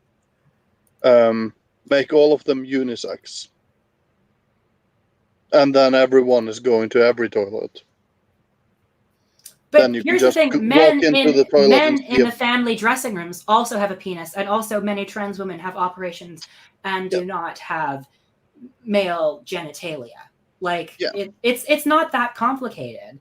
Like everyone's like, oh, what if my daughter sees a guy's penis in the locker room? Like, we're going to be changing in the stalls. Believe me, trans people are the most self-conscious about our genitalia, unless you're on Twitter, and then everyone loves them.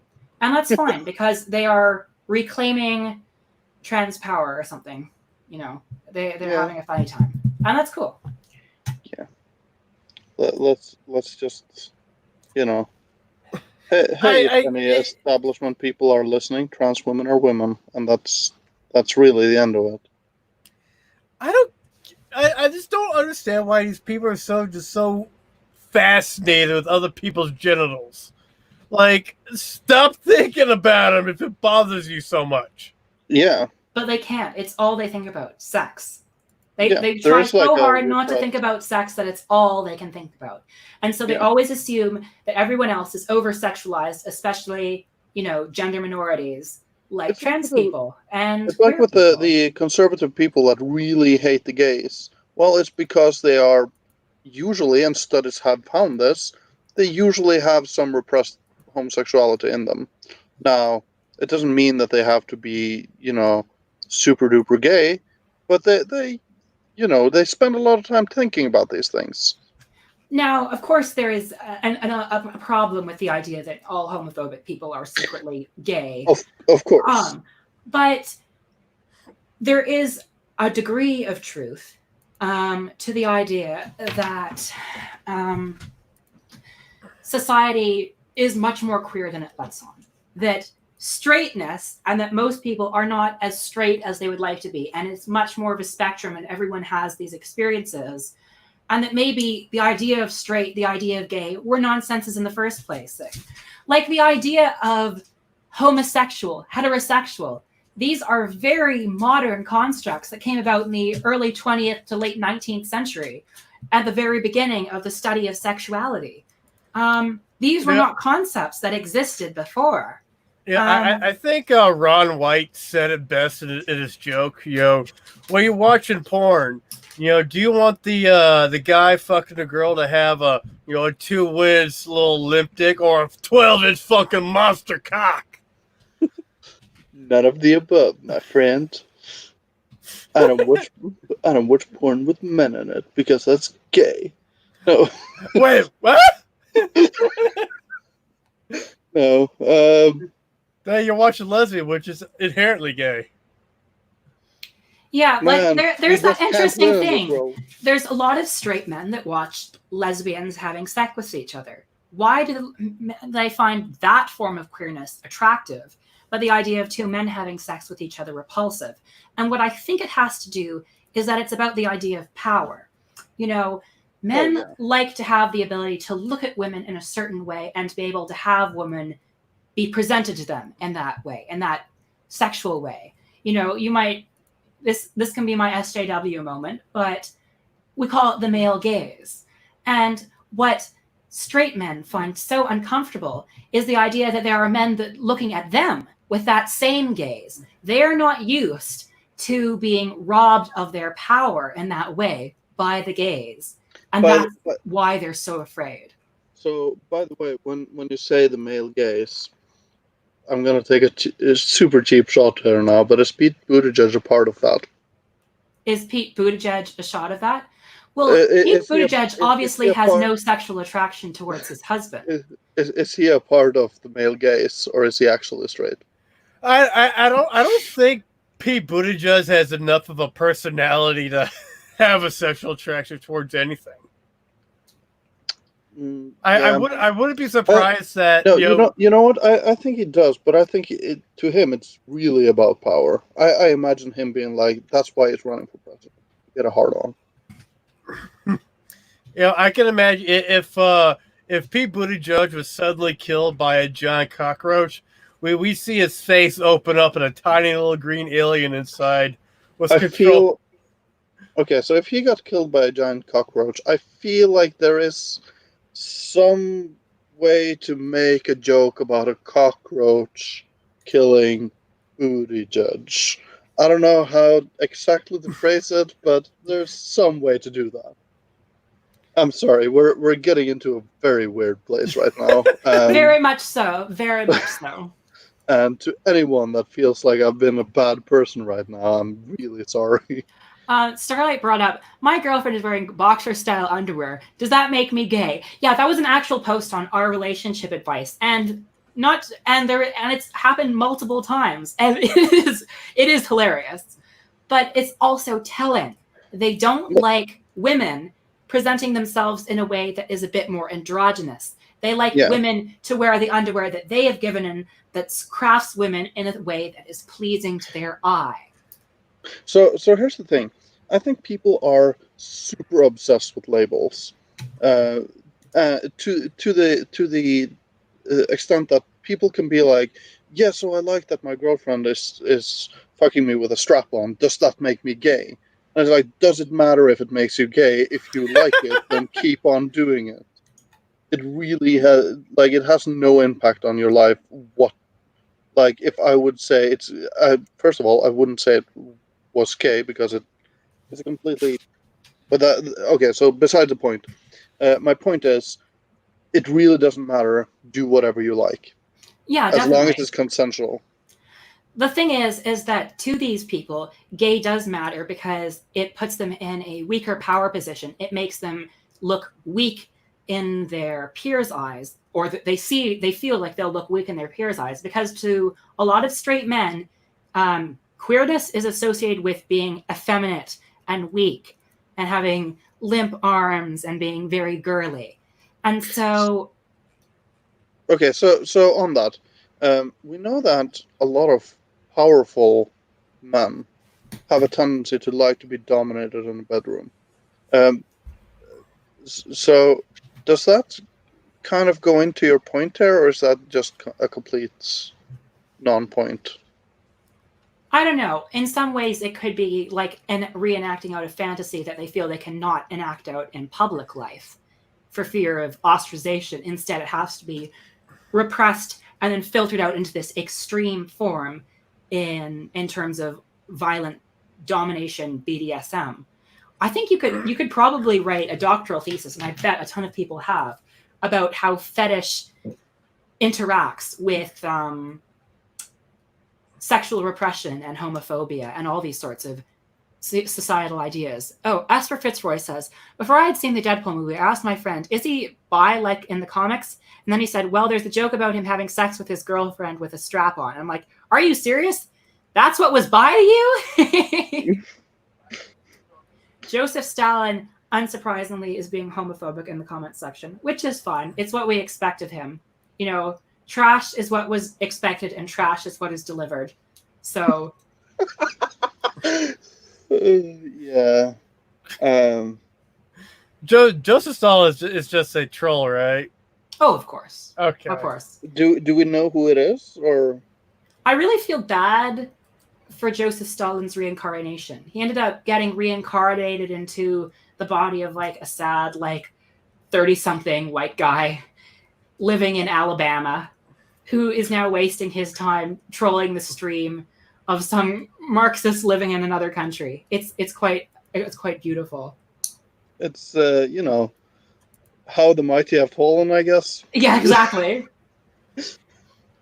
Well, Joseph Stalin. Yeah, it's kind of funny. If Trump were literally anyone else, didn't have the billions that his daddy had, Trump would literally be just a fat neckbeard sitting in his trailer park, getting drunk, beating his wife, getting divorced, and arrested. Yeah. I don't know. I feel like he get turned in by the police for possession of pornography of teenage girls. Honestly. Oh yeah. Him and Epstein, who, by the way, didn't kill himself. But that's. I mean, doesn't everyone know that? I feel it's weird. I walk into some spaces and people are like, "No, you conspiracy theorists!" and they start to get really mad about it. But like, I mean, he didn't kill himself. It's so obvious. I'm like Occam's razor, dude.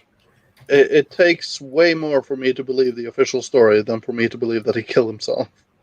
I mean, it's so obvious. Like, they literally turned off the cameras in his cell. Oops, it just happened. It just malfunctioned. And then he had a suicide attempt, even though he was taken off of suicide watch about a week ago, declared fine, because he'd already committed suicide.